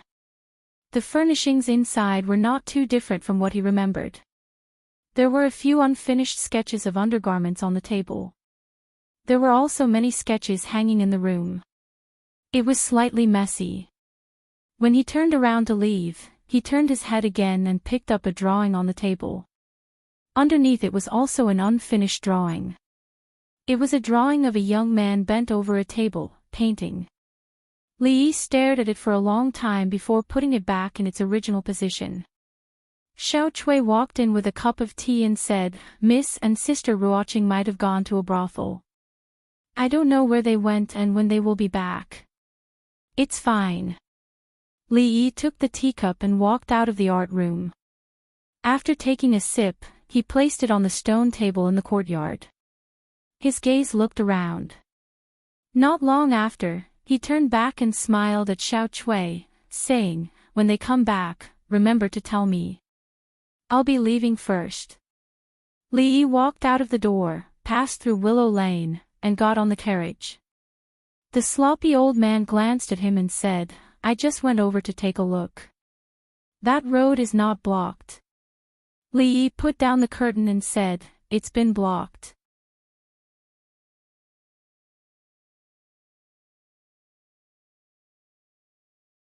Chapter 736. In the small courtyard, Xiaohuan bent over, put her ear on Rui's slightly bulging abdomen. After a while she raised her head, puzzled. Why are you not moving? It's only been a few months, how can it be so easy to hear? Li Yi pinched her face. By right, there should be movement at this time, but maybe because both Rui and he liked quiet, the little fellow did not move much. He moved his head closer. Let me hear. That Sundra lowly stood beside Li Yi with her hands behind her back. She leaned forward and looked around curiously, blinking her eyes. Further away, Yongning was sitting on the swing while Duanwu was pushing her gently from behind. Rui looked at them with a smile on her face. This small courtyard, which had been quiet for a long time, finally became lively again. The news of Li Yi's return was not actually known to many people. He only went to the palace once. After returning home, he did not go out. Now it was already the third day.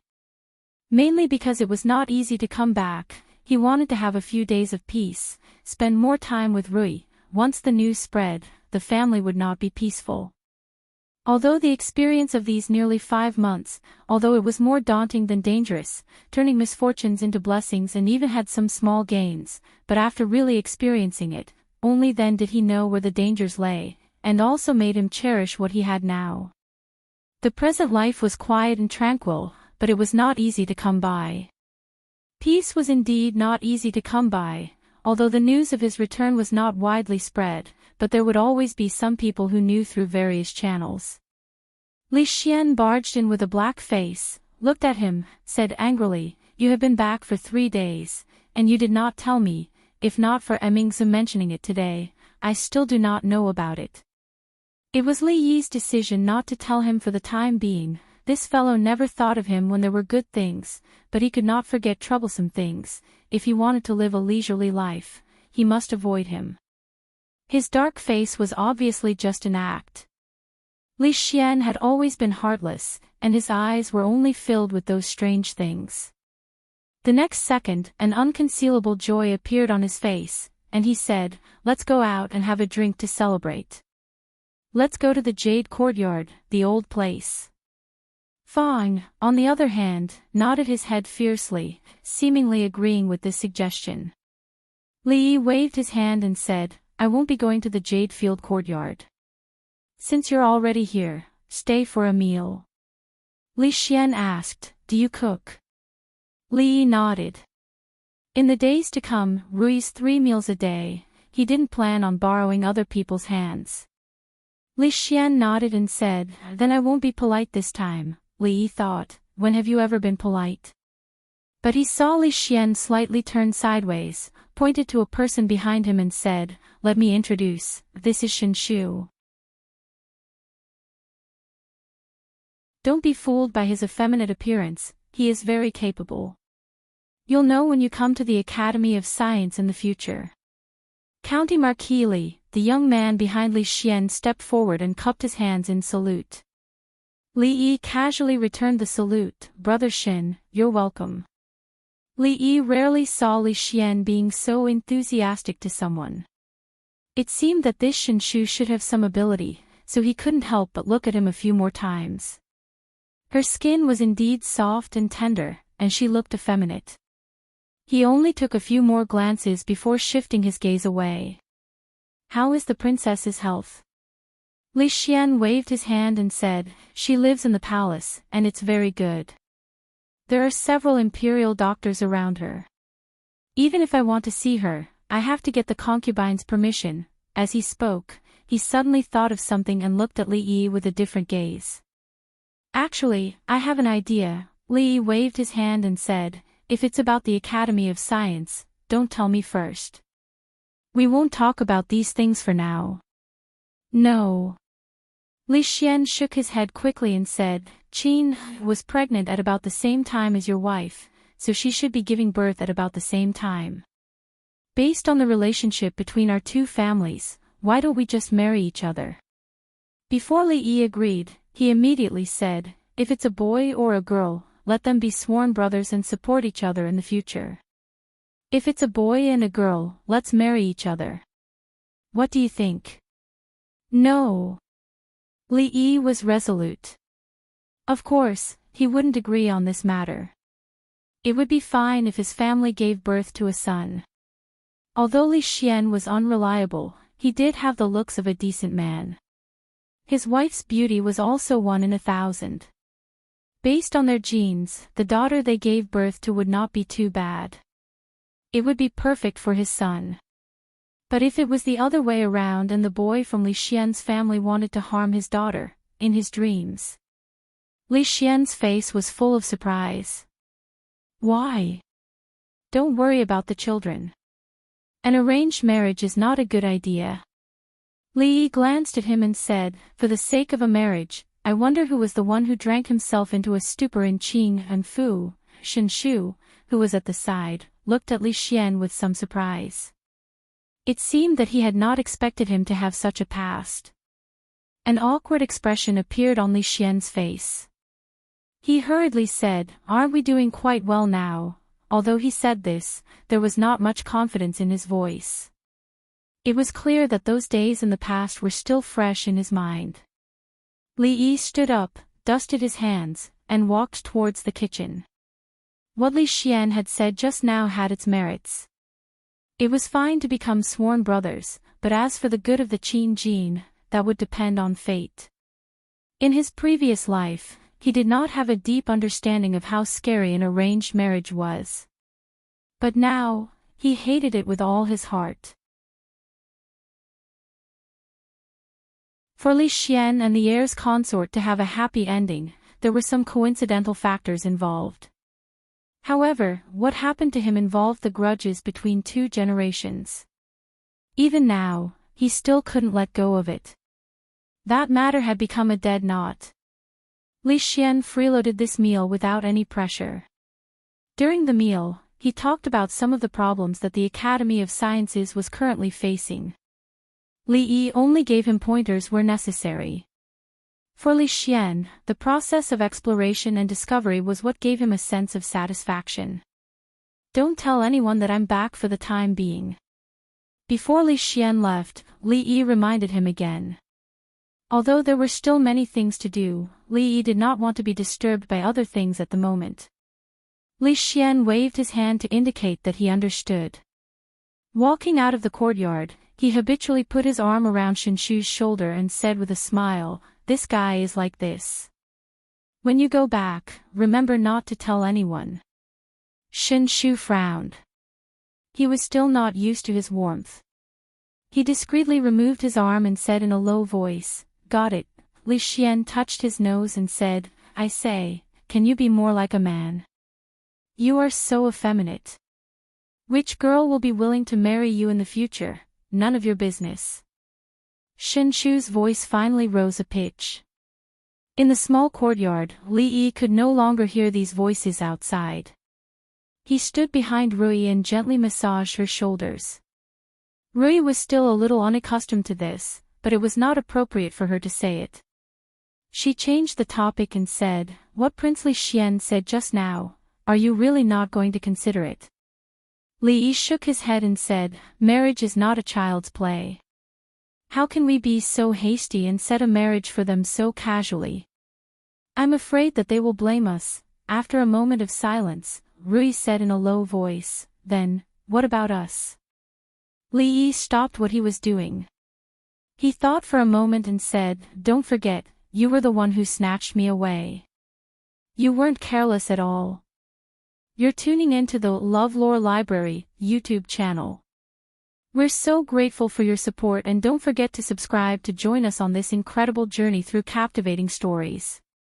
Your generosity through donations truly makes a world of difference, as it's the primary source of revenue that allows me to expand and enhance this channel for you. Thank you from the bottom of my heart for being a part of this adventure.